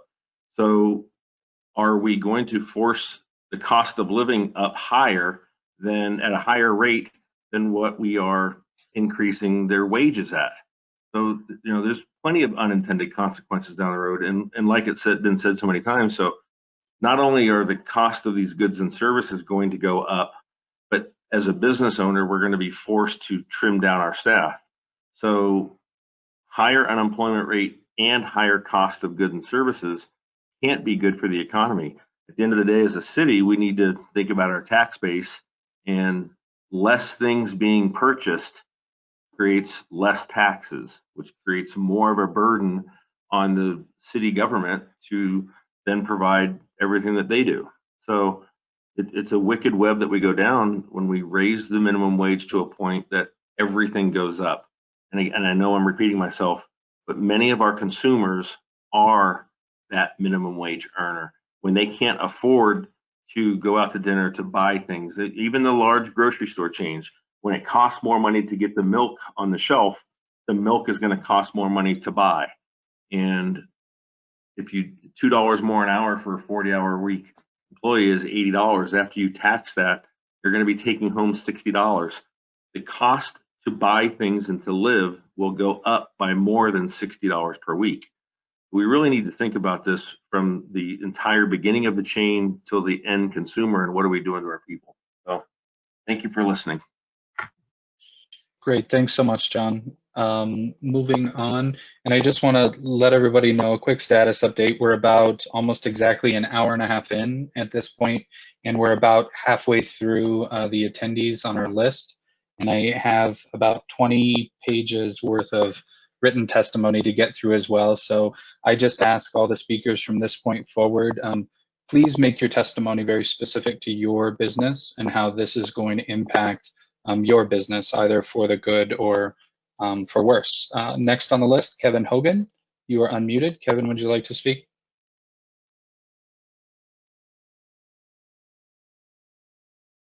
Can you hear me? Yes, go ahead. 10 seconds. Kevin Hogan, Aurora Chamber of Commerce. Over 1,200 business members representing 90,000 employees. And I have not had one single business call to say they would be in favor of this dramatic 60% rate increase. It's just everything I get is a kick in the gut. So I'll leave it at that. Thank you, Garrett. Okay, thanks, Kevin. And real fast, we had a caller that just had to jump off. Tara Boyvin had to just leave, but I will read her statement really fast in the question section. It's sad that Dan and Deborah are listening to see when they need to sell or walk away from a business that they have probably put their heart, soul, and money into.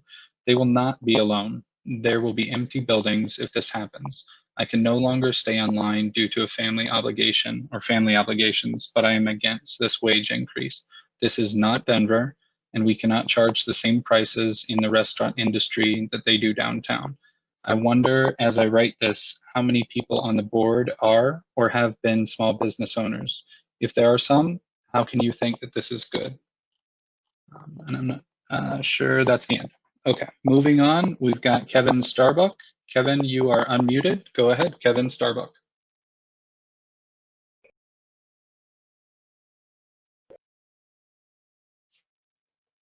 Kevin, are you there?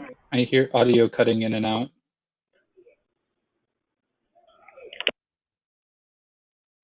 Kevin, you're live, you're unmuted. Go ahead. Okay, we'll come back to Kevin. Lori Kropp. Lori, I have your written statement. Would you like to make a verbal statement or have me read your written statement at the end?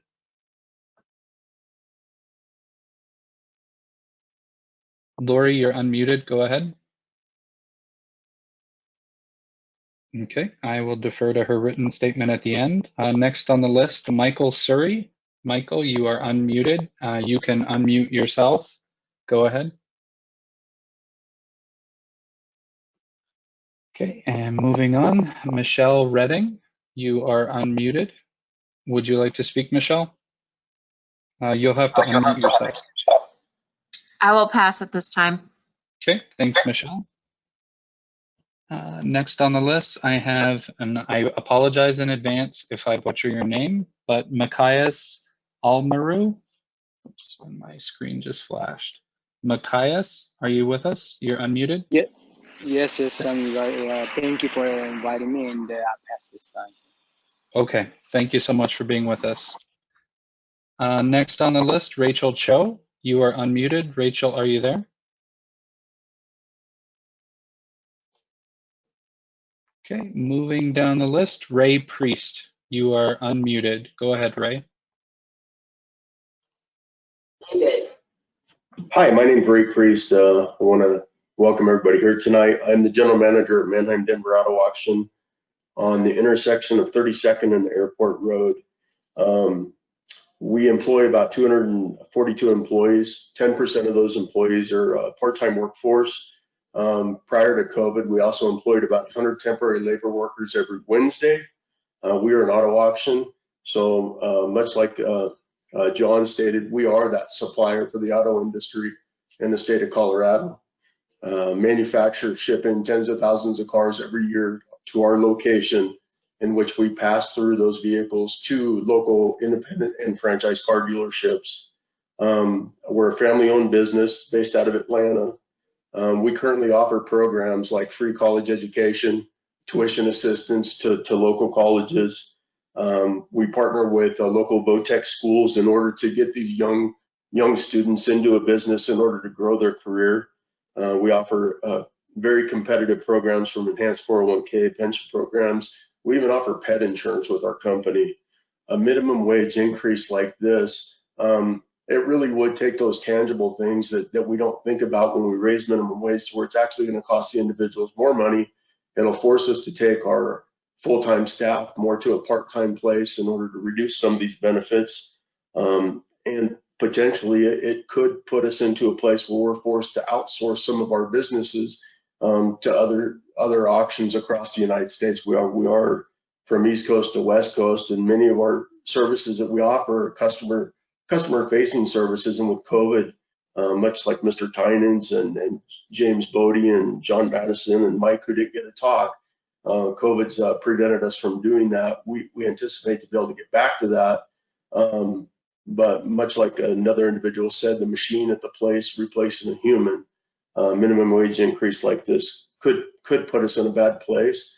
As a community servant, also environmental sustainability, we just currently took on a $500,000 project in the City of Aurora.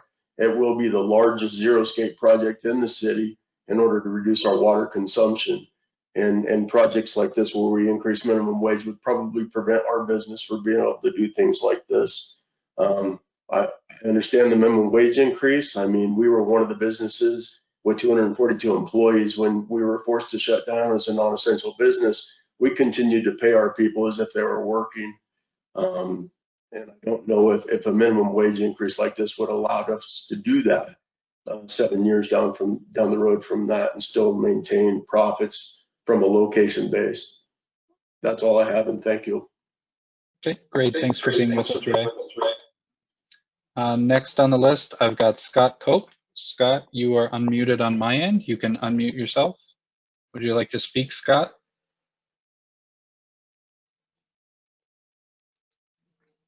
All right, moving on. Scott Davenport of Heirloom Antiques. Scott messaged me and said that he does not want to share at this time. He'll submit a written statement through the Havana bid. So thanks for being with us, Scott. Next on the list, I've got Stephanie Shearer. Stephanie, you have been unmuted. Would you like to share? Hey guys, you guys have heard me speak many times on this issue, and so I have slashed my whole chat today just down to this. Today I had one of my landlords, and I understand why, but backtrack on a promise they had made to relieve some rent. And so I have a $13,000 bill that I'm trying to figure out how to pay for an already closed business. I have two businesses in Aurora. I closed one of them during the pandemic. That's the one I owe $13,000 on. And I have one left. It's a very profitable business. It's been really good pre-pandemic. At the time I had 11 employees. We've crawled our way back to 5 employees. Somebody mentioned apocalyptic. We've been in the retail apocalypse. That's a term coined not by myself, but by the media for many years. We're in our 3rd or 4th and perhaps even our 5th year of a retail apocalypse. CNN reported this week that consumer confidence is down to its lowest point in the last 6 years. How long is it going to take for that to cover? I don't know. I don't have a crystal ball. What I do know is that my revenue will not match the 5% and 10% annual increases that this proposal and minimum wage increase has built in. You guys, retail is hard, especially for small footprint businesses like mine. I have 850 square feet that I need to maximize, and it's tough. But Target, Walmart, 7-Eleven, those guys will be able to have the 10% increases that most small businesses cannot.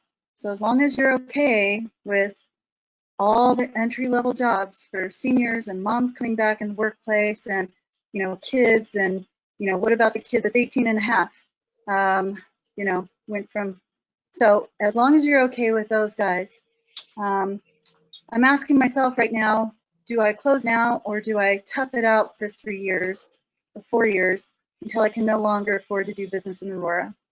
That is my question to myself today.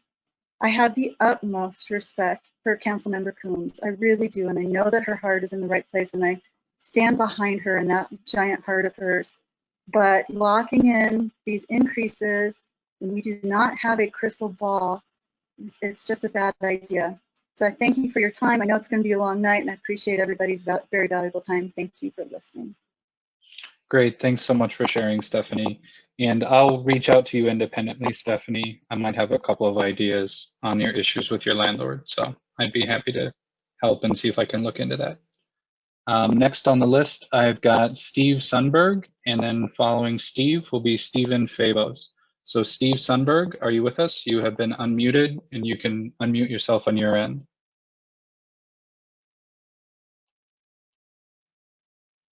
Steve, are you there?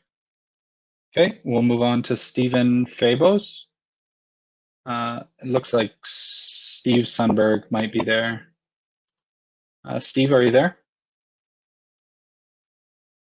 Sorry, it shows me if the person is attentive or not, and so you must have moved something on your computer. Oh, there we go. This is Steve Sundberg. Yep, hey guys. You're live. Hey, thank you, Councilmember Coombs and Garrett. Nice job organizing this thing. As a business owner or operator, I feel like we're the bad guy in the city council's eyes these days. For 25 plus years, I felt like the city council was our partner in business. Now I feel, I'm just gonna give it to you like I feel, like we're the enemy, okay? Believe it or not, guys, we want our employees to prosper. We rejoice when our front of the house employees buy a house or a condo or a new car. When our kitchen guys buy multiple used vehicles, that makes us happy. We are on their side. Today, we donated, I'm gonna brag a little bit about small business in Aurora. This is the heart of business that is not just Legends of Aurora Sports Grill that's been around for 30 years, where we have 24 part-time employees. I forgot to mention that. Today, we donated 50 meals to the Medical Center of Aurora. Sunday, we donated 200 meals to the Aurora Police Spouses Association. We donate meals to basketball teams. We have them come in and just feed them from Overland High School, from Rangeview. And, you know, there is a big theme tonight about unintended consequences. And let me tell you how this happens. I think I speak for several full-service restaurants when I say that if the minimum wage goes on the ballot, we don't really care because we pay our back-of-the-house staff well beyond the minimum wage. It's the tipped employees. Those guys are making good money. Okay, I've got a server making $70,000 a year, working her butt off, okay? She doesn't need an extra $2, $3 an hour. She doesn't need to go to $17 an hour 5 years from now or more, okay? What that does is, with the theme of unintended consequences, it makes it harder to pay our back of the house staff. So please keep in mind those unintended consequences. You know what I'd really love to see, well, I'm kind of fired up here, is the City of Aurora City Council should be speaking from a vantage point, just standpoint of credibility. Why does the City of Aurora Parks and Recreation pay dozens upon dozens of people minimum wage when they could be starting them out at $15 an hour yesterday? Why does it take a minimum wage increase within our, I don't know, Constitution for the City of Aurora to pay beyond that? So I would ask the City of Aurora to set the good example first before making us do something. Anyway, again, we want our staff to prosper. We want to benefit this entire city. And this is a bad time. We're dealing with COVID. We're under restrictions. We're restricted in the amount of people we can have within our businesses. We are restricted to with how we can serve alcohol past 11 p.m. So bad time, good hearts. Let the free marketplace work because we're paying better than the City of Aurora does. And please keep in mind the unintended consequences. And please keep in mind tipped employees. They do not need a wage increase. Thank you, guys. Thanks for sharing, Steve. Next, and looks like last on our list, we've had quite a few people drop off in the last few minutes. We've got Stephen Fabos. I'm sorry if I'm mispronouncing your last name. Stephen, are you with us? You are unmuted. Oh, the City of Aurora wants to. Here we go. Can you hear me? Yes, go ahead, Stephen. Okay, good. So my name is Stephen Fabos. I own a company called Stephen Robert Original Desserts. We employ around 1,000 people, a little bit less right now because of COVID. We are privately owned. We are a unique company in that we are in the food business. So a lot of what you've heard so far in terms of restaurants and stuff, we're in the same category. Food has a certain price point that people expect to pay. And I'd love to pay everybody $20 or $25 an hour. But I would go broke because my pricing would be so high that I couldn't sell anything to anybody. So some of my situations, even though I grew up in the retail business, I started a retail bakery when I was 26 years old and worked like crazy to build this business up. The issue that I have is that I have to compete with the rest of the country. And I can't compete with the rest of the country if I'm paying $20 an hour.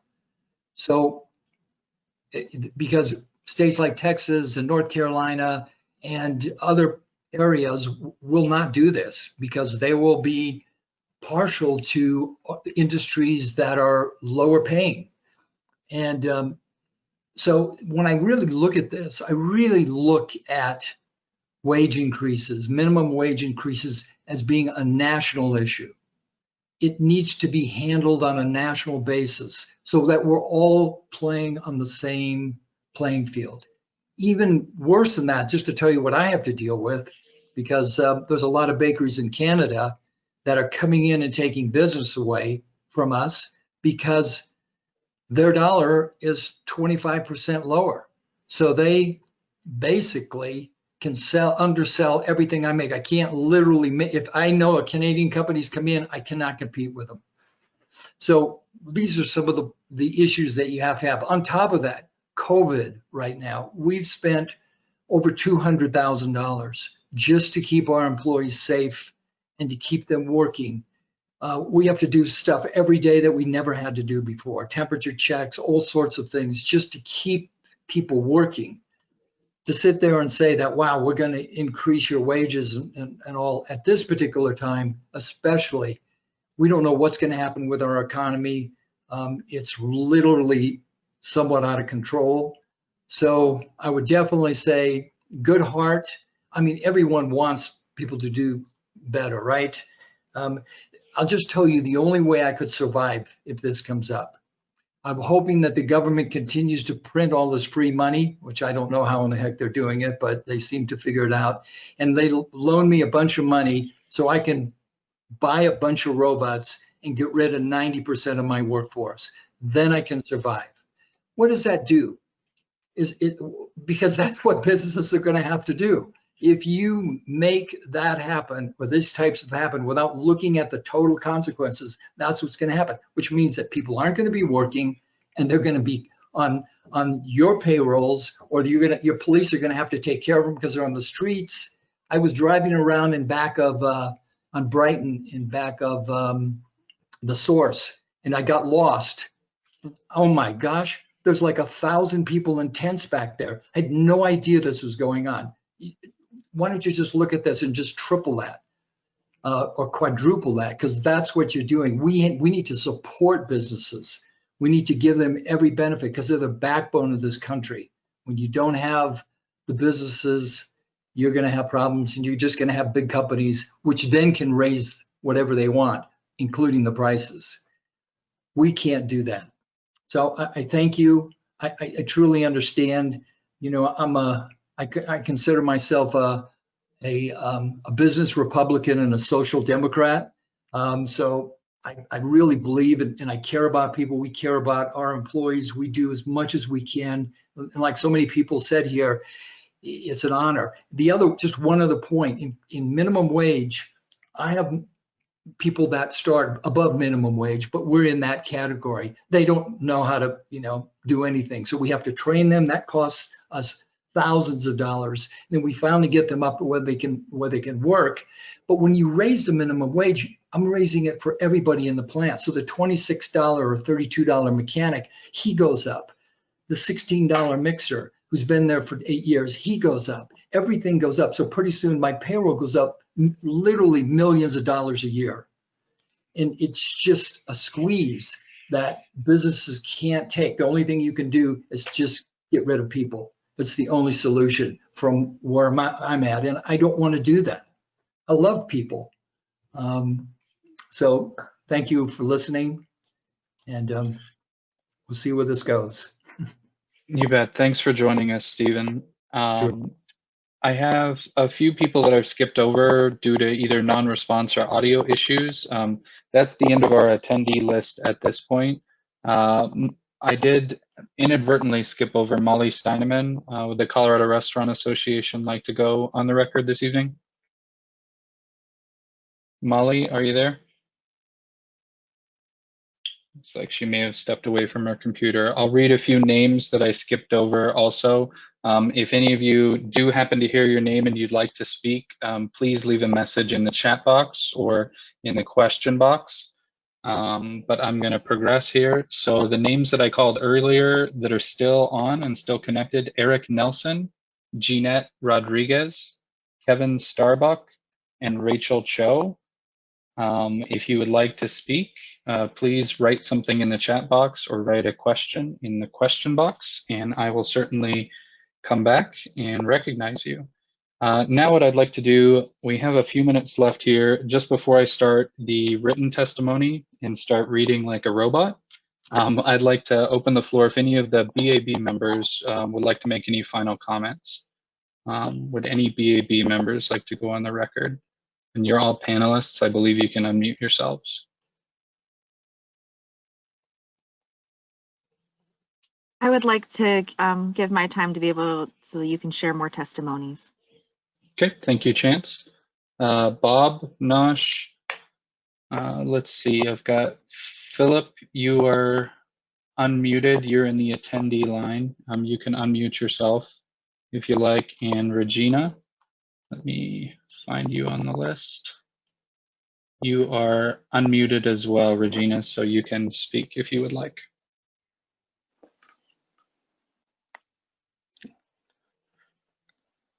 I hear someone. Oh, that's me. Can you hear me? Yes, go ahead. Okay, my name is Philip Allard. I'm a BAB member. I'm a small business owner here in Aurora, and my education is electrical engineering, and my profession is as an electrician. So I have been on the board since 2012. So it's been a long time. I've seen a lot of changes occur.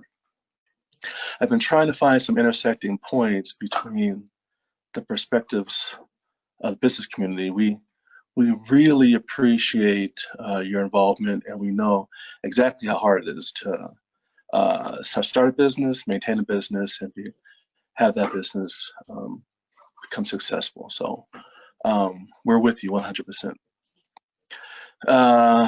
The issue at hand, what I'd like to do is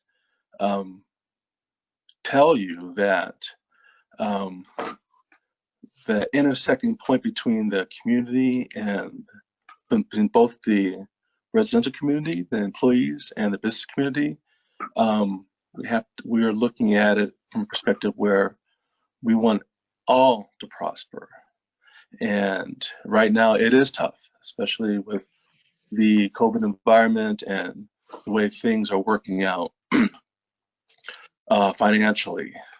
So we're with you 100%, and I'd like to leave it at that.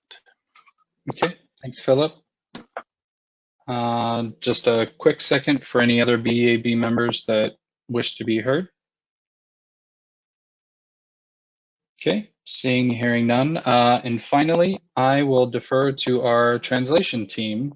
Do we have any Spanish speakers on the line that you would like to translate for? Oh, and you might be frozen. Looks like our active translator right now, Kiara, are you frozen? We are on. Looks like there is nobody in the line. Okay, great. All right, thanks guys. I will go ahead and move to, and I apologize in advance to the translators. I'm gonna try and move at a Stephen Ruger city clerk pace and try and get through these, as quickly as I can, especially since no one's on the Spanish speaking line. So, that person testified already. Okay, first up we have TJ Joyce with Champ Subaru of Aurora on Havana Street. TJ is the general manager. TJ says, hello, I'm writing to express my opinion on the proposed increase in minimum wage, as well as protecting our assets from vandalism. For minimum wage increases, we see a huge issue with the increase in several areas. As a business that owns locations in different areas across the state, this increase creates an unfair compensation scale across the cities and counties. Sorry, mixed up the words here a little bit. Cities and counties our businesses reside in. Telling an employee that the same job in a different location now pays more is going to create an incredible amount of internal tension. This leaves us with the option of trying to find a spot for them at a location that pays more, or raising our minimum wage across the board to compensate. The more we have to raise wages across the board, the more we will need to charge guests and or reduce our other benefits to our employees. We have already chosen to close on Mondays, a drastic measure that could potentially cost us business. We did this to reduce operating expenses to avoid having to make more drastic personnel decisions. Increasing the minimum wage will force us to again evaluate those decisions. For the Motor Mile Safety Initiative, and I will actually skip that part. It's not exactly germane to the minimum wage. Next, we have Alberto Granados from Las Fajitas. Alberto says, having to raise to $20 an hour by 2020, we may have to find a different way to survive, even leaving maybe the city of Aurora, that it's a great city where I do business and I might have to leave. I have 2 businesses at the moment in Aurora, and to be honest, maybe will be the time to start looking somewhere else for the future. Again, Alberto Granados from Las Fajitas. Next, I have Coco Loco Grab and Go Juices in Simply Hemp, a small local and minority-owned business in Aurora. Owner Jose Ramirez says, this email is to inform you that my partners and I are against the minimum wage increase. Business is tough enough with COVID-19. Increasing wages could put me and a lot of other businesses out of business. I want to stay in Aurora, but an increase like this would probably force me to move my business somewhere else. Next, we have SNS Management, and this is, I don't have the name. It's Cody's Bistro and Tola Bistro. She owns both. Okay, great, thanks. So while we would all like to see workers make a good living at their jobs, small business owners operate in a highly competitive environment with a small profit margin. Wage increase puts a large burden on operating expenses and cannot be easily passed on to consumers. Being an owner of 3 businesses in the city of Aurora, I know that mandatory wage increases put small businesses in jeopardy. I own 2 restaurants and 1 ink and toner recycling business. These businesses have been in existence for more than a decade. These businesses have been profitable for many years, including last year, but the COVID-19 pandemic has forced us to limit our working dining capacity, and this has resulted in a 50% revenue drop. I, the owner, I am already working 60 to 80 hours per week for no salary, operating at a loss, and keeping people on payroll to keep them afloat. Your proposed wage scale may be the nail in the coffin and require me to close all 3 of these businesses. I'm a woman and a minority. I hire minority men and women and LGBT persons. I have often used my business to spearhead and promote fundraising events for a variety of worthy causes and have contributed my time and resources to feed the men and women volunteering at numerous events sponsored by the City of Aurora. Please reconsider the poor timing of a minimum wage increase. Here's the name, Sue Smith. Next, we have Hasmik of Aurora Adult Daycare on Peoria, which is mostly Asian and Vietnamese family. Also owns Lucy's Daughter of Lucy's Flower and Designs, or she is Lucy's Daughter of Lucy's Flower and Designs, a small local woman, family, and Armenian-owned small business. Hasmik says, prices went up on everything, and it's very hard. Yes, can't imagine paying employees $20 an hour either way. If my mom hires someone who has a little bit of florist background, she has to pay them a little over the minimum wage. I can't imagine $20 or even over that. We wouldn't make it with the increases, especially right now. All in caps, it's really hard. It's just me and my mom now. Had to let go others due to COVID-19. We wouldn't be able to hire more in 2021 during busy seasons. Our costs have already gone up, way up. Next is Angry Chicken, a minority-owned small business and restaurant. Owner John Kim says, this is John of Angry Chicken. In regards to the minimum wage, the supposed planned hike would create an impossible operating circumstance for small businesses as ours. Unless there is a compensation to balance the hike, it would be very difficult to make ends meet. I would say I'm opposed to this proposal. Let me just check my chats and messages here. Looks good. Next we have Sir Speedy in Aurora. This is William Smith, Sir Speedy Printing. I will be unable to attend the town hall, but wanted to make a statement as I strongly oppose this increase. As a business owner that provides a handful of jobs for Aurora residents, I strongly oppose a minimum wage increase.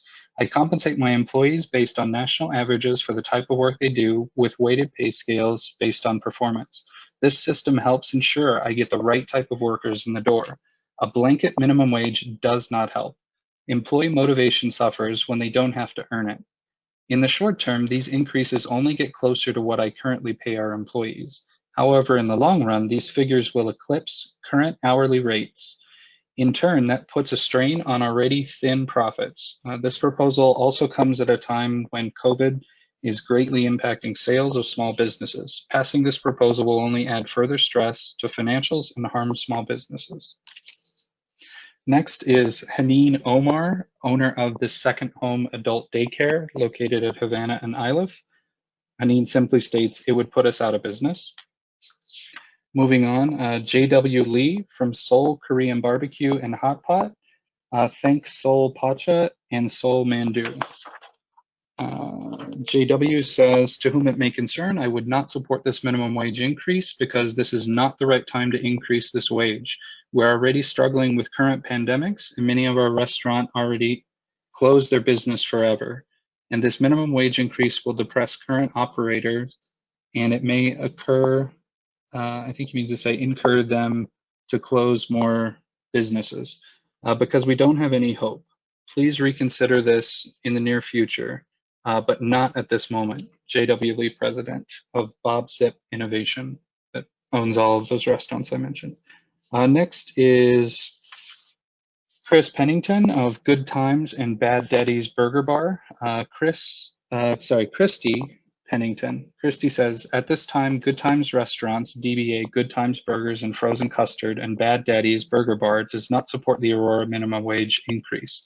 As a restaurant company, we have been deeply impacted by COVID-19.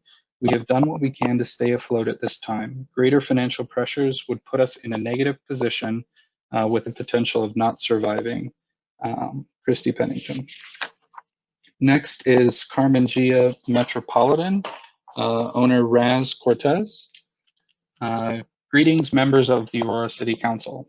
I'm a small independent restaurant owner with a family establishment in Northwest Aurora. I'm an immigrant, a woman, and a person of color. I've spent the last 3 years working towards a long-held dream of opening my own restaurant in the city I call home. After years of saving and planning, I was finally able to realize this dream. My restaurant, Carmen Gia Metropolitan, opened for business February 3rd, 2020. Some say that my timing and luck almost could not have been worse. A month after I opened, the coronavirus hit the United States, and the governor rightly ordered all restaurants to cease in-person dining service. To say that the last 5 months have been tough would be a massive understatement. My staff of 15 and I worked to adapt. We've had to be extremely nimble and quick on our feet to stay open and comply with state and local public health orders and keep staff and customers safe, all while trying to stay in the black, keep my small but mighty staff employed. We've been able to stay open during this historic time. My priorities continue to be, to keep as many of my staff employed as possible, maintain a clean and safe establishment, all while offering great food for my community. Because of the economic recession we currently find ourselves in, any new legislation mandating higher business costs on small businesses would be profoundly detrimental. Raising the minimum wage to $20 per hour makes staying in business long-term nearly unimaginable. Small businesses are the lifeblood of our great city. We're your neighbors, we're part of the community, and we serve that community proudly. What we don't talk about as often is how razor thin the margins are in running a small business. Given the times, there's no money left over each month. Lately, my books haven't even been in the black each month, and with yet another massive business expense, I do not see how our elected officials expect its small businesses to survive. I'm overjoyed to be able to provide jobs to other Aurorans. Everyone should have the opportunity to work and to earn a living wage. But finding the solution to how we offer that to our citizens will require much more thought, study, and inclusive discussion before we're ready to mandate wide-sweeping, ill-fitting legislation in the city of Aurora. Sincerely, Raz Cortez. Next statement from Lori Kropp of Havcole LLC. Good afternoon, Mayor Kaufman and Aurora City Council members. I'm writing to you today regarding the proposed increase in the minimum wage. Sorry, I was just checking the comments. Thanks, Nash. I'll return to reading. I'm writing to you today regarding the proposed increase in the minimum wage. I am an owner, property manager of property on Havana Street in Aurora, and also a former business owner in Aurora. I'm very against an increase in the minimum wage this time. How many of you have ever actually owned a small business and have been responsible for making and covering a payroll and all of the taxes that go along with it? The small amount of the increase for each employee is a much larger issue for the small business owner. There is not only the increase in the hourly wage for the employee or many employees, it will also increase the amount that the small business employer will have to pay for the federal tax match, the amount of federal and state unemployment, workers' compensation, etc. These amounts stand a good chance of crushing a small business. I do understand that it is not easy to live or to support a family on a minimum wage salary, but it is better than the job being lost altogether. Do we really want to be losing these businesses now and the sales tax dollars they generate for Aurora? With all that's happening in the country right now with COVID, businesses are struggling enough as it is. It's not the time to add to their burden. Thank you for your consideration. Lori Kropp. Next is from Dozens on Havana Street from Chris Miley, or Millie, I'm not sure the pronunciation there. I'm totally against a rate increase of that magnitude. Huge fallout of independent business closures. The issues about the disparity in wages have wrong assumptions to an outcome. The fast food will be totally automated. The chains will be automated. The guests will complain about the owner's price gouging when actually covering the costs. Influx of more people from the southern states where minimum wage is still at $7.25 or the federal rate or non-existence at all. Worse air quality, worse traffic, increased in the cost of living. Thanks, Chris from Dozens. Next is from El Cameron Loco. Hello, I'm Eric, the owner of El Cameron Loco restaurant. It would be difficult to compete with the minimum wages at that rate. I would have to raise prices on our food, and I believe it would be a catastrophe for this time for the employees and the consumers. I'm using new tactics so that our employees earn a just wage with tips. I am here for you at your disposal. 513 Havana Street, Aurora, Colorado.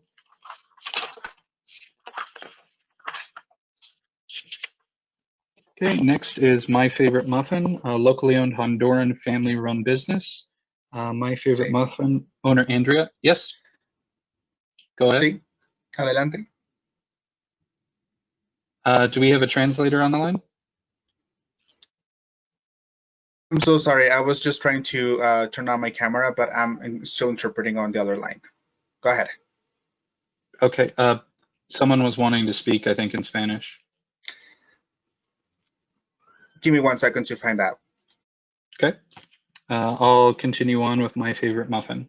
Good afternoon. My name is Andrea Mendoza. My family owns a bakery on Havana Street. Actually, I've just been notified there's a newer version of testimony for My Favorite Muffin. So let me flip to that real fast. You're doing a good job. I know there's a lot, so thank you for reading.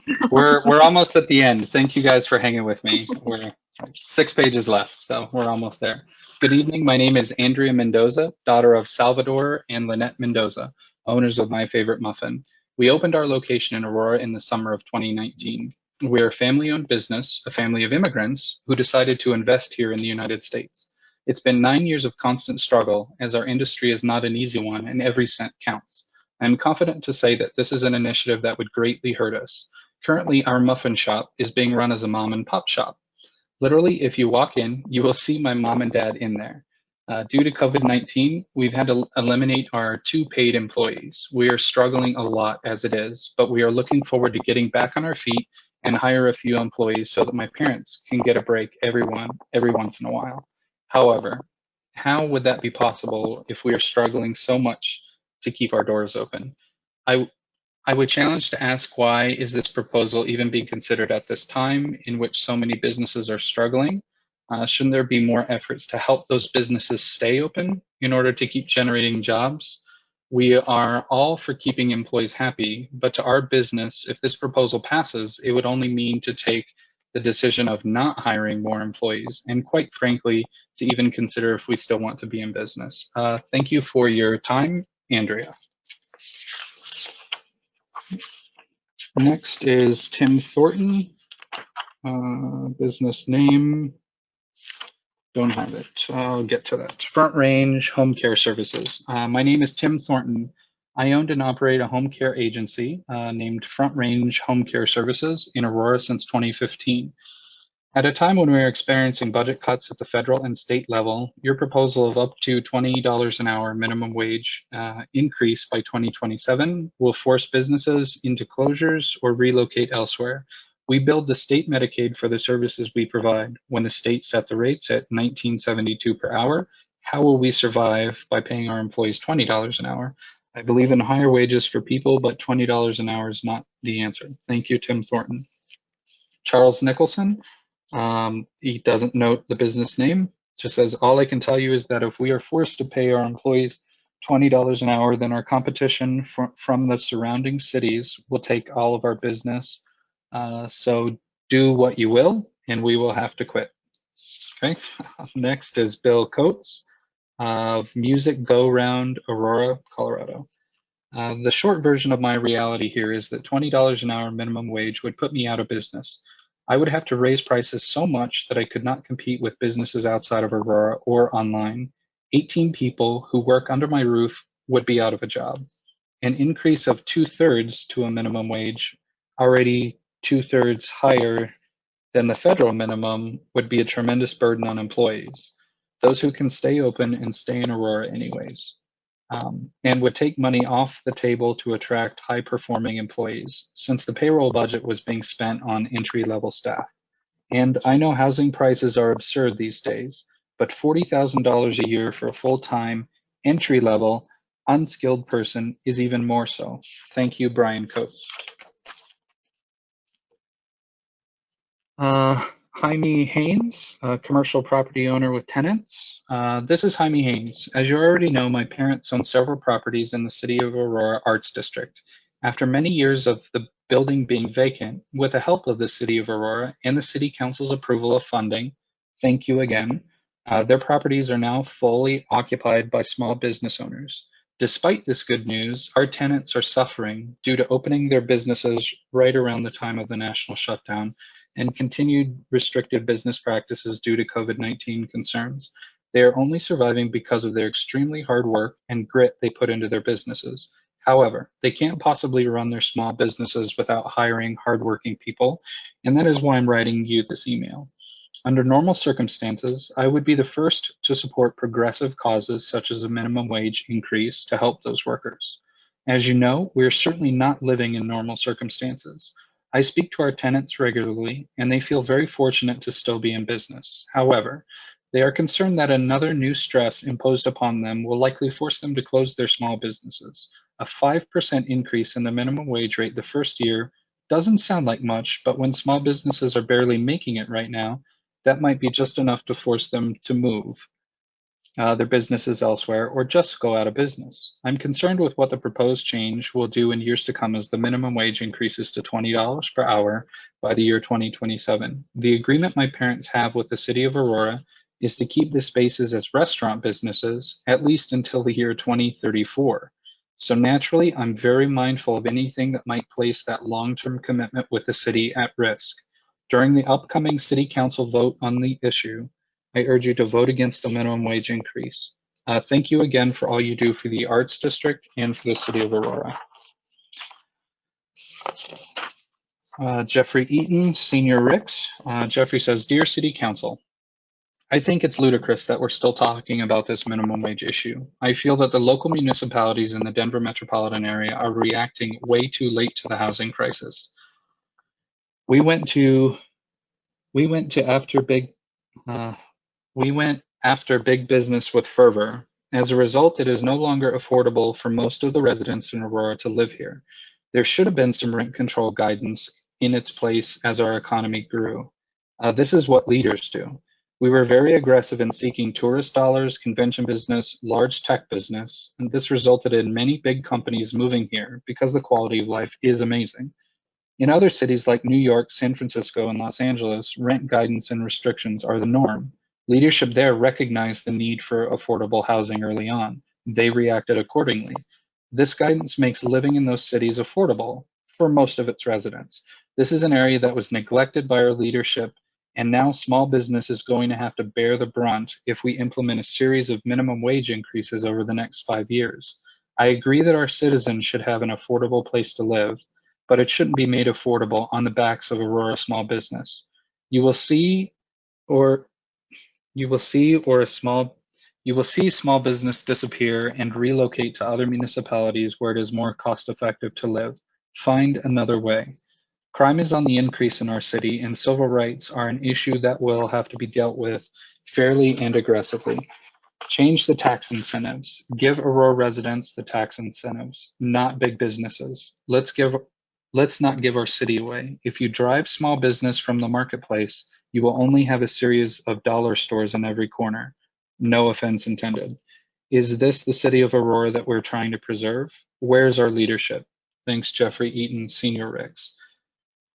Next one is Ramy Rossello from Comida Restaurant. Good morning. I look forward to sitting on the Business Advisory Board meeting this evening. I have loved being a part of the Stanley Marketplace community and the greater Aurora community since opening in 2016. As a small business owner, I've greatly appreciated the financial assistance in the form of grants made available during the pandemic. I've owned and operated restaurants since 1999 when I opened my first pizzeria in Longmont. Since then, I have opened 8 other restaurants, selling 6 and closing 2, leaving me with Comida at the Stanley Marketplace alone. Since day one, I've watched all the costs associated with owning and operating a restaurant go up, most especially rents and payroll costs. While I voted for a minimum wage increase in the last 2 elections, the idea that Aurora may raise its minimum wage to $20 an hour is a very scary proposition.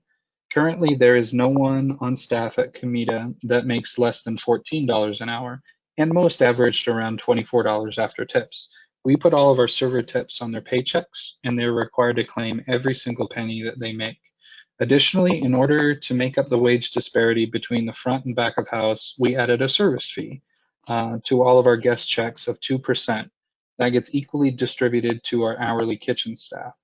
That has allowed them all to make between $1.50 and $2 more per hour. If we were required to pay the staff a minimum wage per hour, it would absolutely require us to raise the prices for what we do, something for which we have strived very hard not to do based on what we know guests are willing to pay. Comida currently employs 36 people. Pre-pandemic, we were over 40. I feel great about the fact that we have been able to bring back every single employee that wanted to come back to work. We are a family at Comida. All work hard to make our guests happy. And as the owner, I make the same salary as my management staff and also contribute to their insurance plans. Doing these things is already difficult during this pandemic. To add an additional $10 per hour to non-tipped employees would suck every single bit of additional cash flow out of my business and make doing it untenable. Yours in tacos, Ramy Rossello.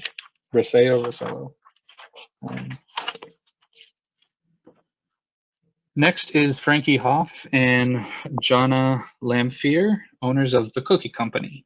As truly small business owners of The Cookie Company at Southlands, we are concerned about the minimum wage increase that is being discussed tonight. Today, August 26, 2020, finds us working diligently to overcome the losses we've incurred because of COVID-19.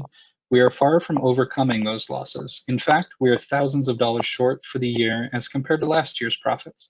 It will take some time before we can reasonably entertain the idea of raising wages, even our own. Although we understand the need for the citizens of Aurora to earn a living wage, we also understand what it takes to keep a small business afloat. When we opened our retail cookie business in the Southlands Lifestyle Center, the minimum wage was $7 an hour. Today it's $12 an hour. Our prices during that period have increased by 29%, while the minimum wage has increased by 71%. This is not a sustainable situation. Our small business has 2 full-time employees, parentheses, the owners, and 3 part-time employees, and simply does not compare with the McDonald's type businesses whose profit margins allow for these wages. Our employees work 4 to 12 hours a week as entry-level workers. Ours are first-time jobs for the people that we hire. Our employees tend to be students with little to no experience. They're not looking for full-time employment, so we offer first job training in customer service, money handling, and proper food handling. An increase in minimum wages to the extent that is being discussed here today would likely put us out of business, and likely many more businesses like us that serve this community. Thank you for allowing us the opportunity to comment. Frankie Hoff and Joanna Lamphere, owners of the Cookie Company. Eric Torres, Sister Home Care Services. As an owner of a home care agency that provides under Medicaid, it is extremely difficult to hire good workers to take care of the disabled community because Medicaid is consistently giving pay decreases. With a minimum wage pay increase, we will not be able to pay our employees, which will lead to horrible care for the elderly and disabled community. Let the Medicaid begin giving raises before the minimum wage goes up. Thank you, Erica Torres. Sister Home Care Services. Next, we have Michelle Shaw. The corporate name is RMR Colorado. Good morning, Mr. Walls. We own the Black Eyed Pea restaurants in the state of Colorado. For the last few years, we have had many customers request that we reopen a location in Aurora. We have seriously been contemplating this and looking at different locations. Your high minimum wage increase would be a deal breaker. Most small businesses struggle to make a profit during good times. I foresee small businesses leaving Aurora just like they've left Denver and come to Aurora. Please emphasize that most full-service restaurants could not survive with servers making $17 an hour plus tips.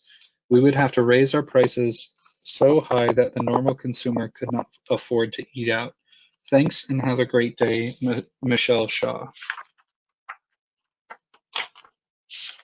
And finally, Chris Gratino out at Southlands, the Savory Spice Shop. Chris says, I will be on the call tonight, but would rather have someone else read a statement, please.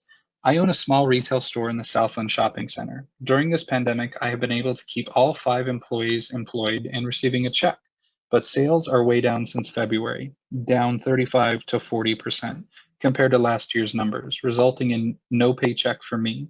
Rent gets paid, all the taxes are paid, all the employees get paid. I'm trying to bridge this situation and get to the other side and continue to do business. I have great employees who love to work here. They all have choices and could go somewhere else to work and make more money. They've chosen this community and my store. Moving the minimum wage to $20 an hour would cripple me and would probably put me out of business. For me to be able to cover the labor costs in Aurora, I would need to raise my prices to just about double. This would price me out of business due to competition just 10 miles away. They would be able to sell the exact same product for much less, or it would push customers to buy more online. Either way, I would need to move south to Parker or move to Centennial to continue to operate.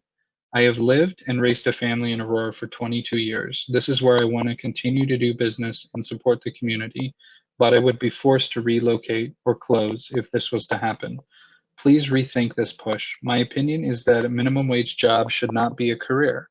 It should be a stepping stone to something bigger. Thank you for your time and consideration. Chris Gratino, owner-operator, Savory Spice. That concludes the written testimony. Let me just do a quick check of my text and my email, because I do have a couple of people that were texting me. No. Let's see, send it to my email. I guess I might have another written statement here to read. Garrett, I think you're muted. Yep. Can you hear me? Yep, now we can. Sorry. Okay. That was weird. Maybe my my earbuds might have cut out. Okay. This is from Rohit Mukherjee, the Big Liquor Warehouse in Aurora. I do understand the politics and the sentiment of making this proposal. However, I am extremely disappointed at the short-sightedness and lack of understanding in the immense and encompassing impacts this will have on the city of Aurora. As a business owner and a resident of Aurora, I believe this will have a negative impact to me and every business owner and resident of Aurora. Our business currently employs 15 to 20 employees, many of whom started at minimum wage and now have been promoted to positions with more responsibilities. We have invested in our minimum wage employees to train them and ready them for higher positions in their careers. Most of our promotions come organically from inside the company. If we weren't able to afford these employees, I fear we will be forced to employ more technology-based approaches to replace these team members. This will not only take away jobs from the most vulnerable to technology replacement, but also stunt their future potential and steal from them the opportunity to start at a job and gain skills and work experience. This will only widen the gap you are trying to shrink. In addition, I personally would be wary of the fact that Aurora is not a microeconomy isolated from the metro area. Aurora shares borders with multiple other municipalities, all of which stand to truly benefit from this proposal. As a business owner, I would absolutely weigh out the cost of moving my business to a neighboring municipality. This would take away sales tax revenue, consumer spending, employee spending, and turn Aurora into a commuter suburb with no personality or vibrancy, in turn killing commercial real estate, businesses, and eventually the city. I hope that you weigh all the facts and repercussions of this proposal, not simply a political or emotional will. Okay, so I think that that's it. A quick check of the chat box, the question box. Molly just sent a message saying she sent you an email with her statement since she couldn't get her audio to work earlier. There it is. Okay. Bear with me. Sorry, I just got a message from her saying I think her audio doesn't. Let me see if she's still on. I just unmuted you. It shows that you're unmuted. Molly, are you there?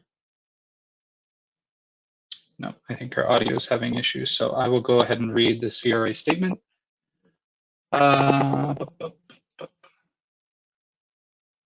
Okay, Colorado Restaurant Association comments for the Aurora Business Advisory Board Town Hall, August 26, 2020.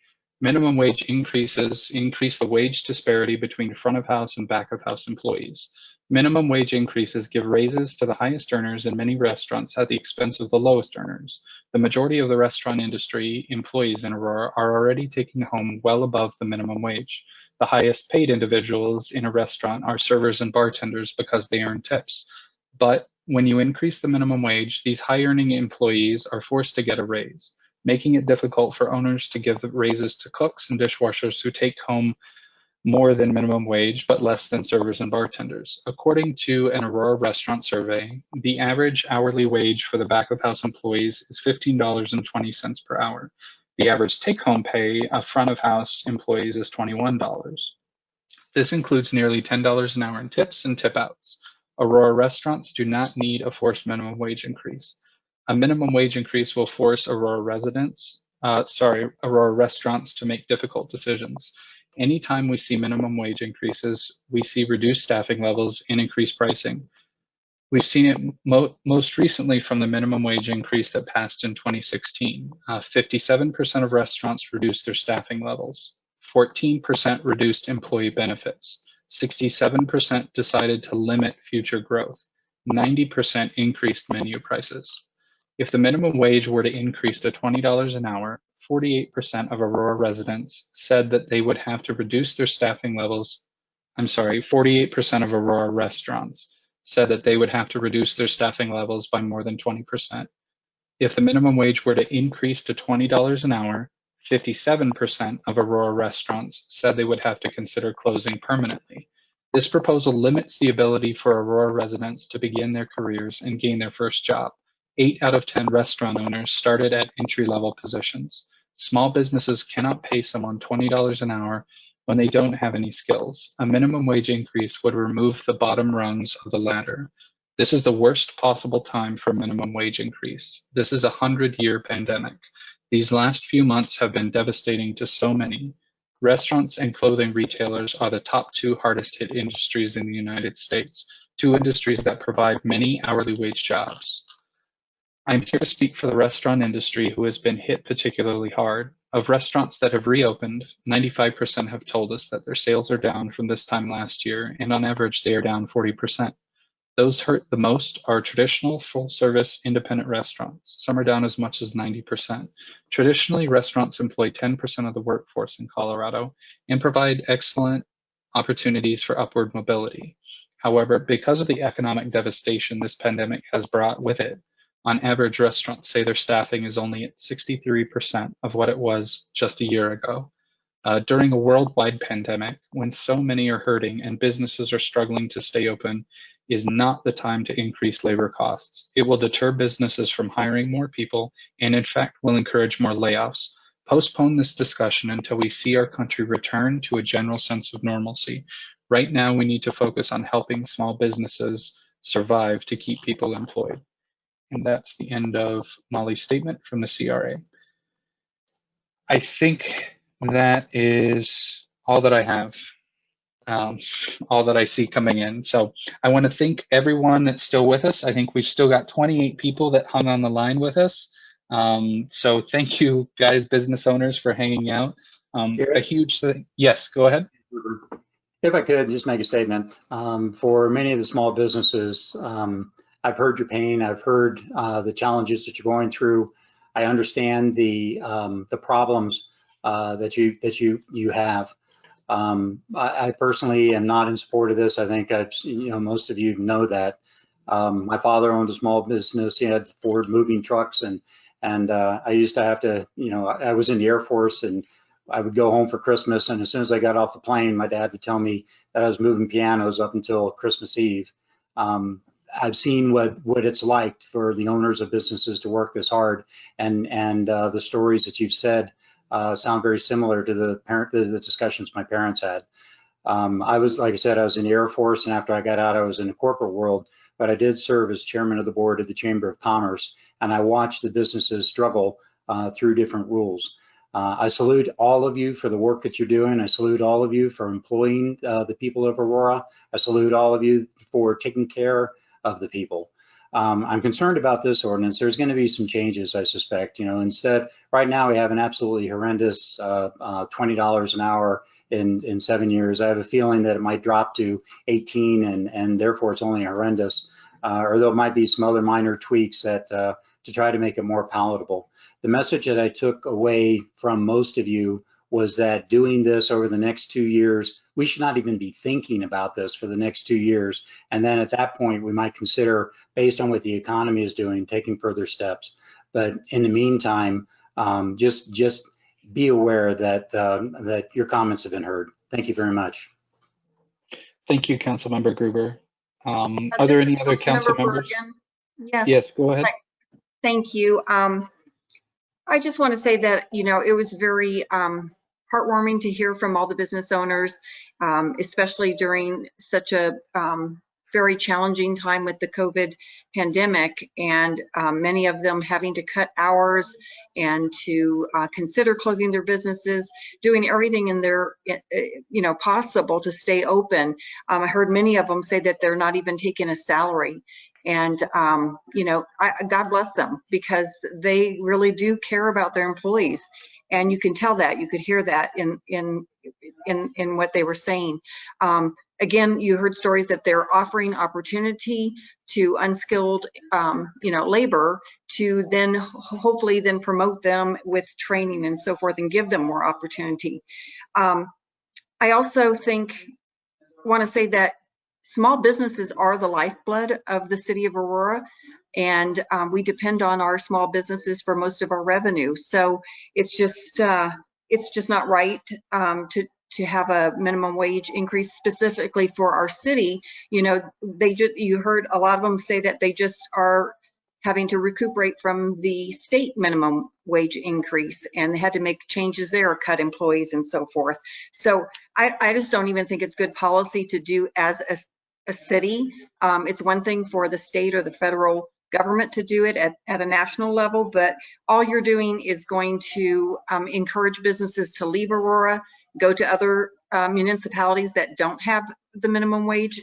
And and then we're going to have a tough time even recruiting new businesses to come to us. So I hope that Councilmember Coombs would reconsider this and just maybe, you know, table it for now. I hope that she has heard the business owners and the real struggles that they voiced. Thank you.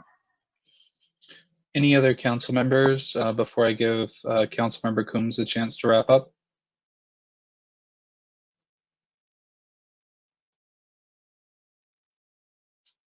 You can unmute yourselves also, your panelists. So just FYI. Hearing none, Councilmember Coombs, would you like any final thoughts? Sure, just, you know, I really do appreciate the time that folks have taken. And I hear, you know, the concerns, the issues that come forth in this. And I also hear the concerns of the employees, you know, who have already lost jobs, who were working 2 and 3 jobs and are now working 1. And it's a lot to balance. You know, all the people in our city really are struggling. I hope to see us as a city doing more to help with the pandemic and to help businesses with the pandemic. And my expectation was that we would have more by this time to bring forward. Some of that, of course, hampered by federal inaction, and some of it due to just we have to figure out what we have left to work with as a city to help folks out. But it's not, you know, I think we also have to look at how we can come together, how we can bring the employees and the employers together on something that benefits everyone. Because not every business, you know, the businesses on this call treat their employees well and have stated how they treat their employees well. But we also hear from folks whose bosses and whose employers don't treat them well, and who can't depend on the goodwill of their employers to make sure that they're making it through this pandemic. And so my hope is that, yes, Councilman Gruber, though he decided to frame it as though it's a nasty intent, there will likely be changes because I am listening and I do hear you. And I look forward to having conversations about what those changes will be. And that's not just to make it more palatable, it's to find a way to make it work for the employers and the employees both. Great. Thank you, Councilmember Coombs. Again, a huge thank you to all the business owners that have bared through this 2.5-hour meeting. I really appreciate, as chair of the Business Advisory Board, I cannot thank you enough. And I want to reassure you that your voice is absolutely heard. You do have a voice, and I for sure won't rest. I know the other board members of the BAB feel exactly the same way, that it's absolutely integral, especially in the time where everybody's hurting. It's also integral in the time when everybody's prospering. You need to know that you have a voice and your voice is being heard. All of the testimony from tonight's meeting will be transcribed in minutes, and it will be submitted to City Council in full. So the City Council members that weren't able to attend tonight because of prior commitments, including the mayor, your testimony will be made available to those council members and the mayor. So thank you again so much for staying on. I also want to give out one last thanks to city staff. City staff has been amazing. They're often unsung heroes in the process. The public very rarely understands what city staff does and how much work city staff does. If you start attending the city council committee meetings and those types of things, and you get emailed the backup for a normal city council committee meeting can be anywhere from 160 pages to 300 pages. And that's all the work of staff. And tonight's town hall was made possible by the staff liaisons, Elena Vasquez and Leslie Epperson of the Business Advisory Board and of the Small Business Development Center, with the support of Andrea Amanek. So thank you all so much for joining us. A huge thank you to our translation team. I hope that we had some people on the Spanish line. It's an amazing service to offer, and I'm happy that we were able to provide it. You all in the invitation have my email address. If you have any follow-up concerns, if you have any issues, or just any general questions about resources, what's out there for help, the Small Business Development Center is open and ready to hear your concerns, ready to help you reshape your business, ready to help you formulate a business plan and point you to those resources that you need. So it's a phenomenal resource that's covered by the City of Aurora. So please don't hesitate to contact me and I will get you plugged in with the Small Business Development Center. Thank you so much, everyone, and have a wonderful evening. Elena and Leslie, would you guys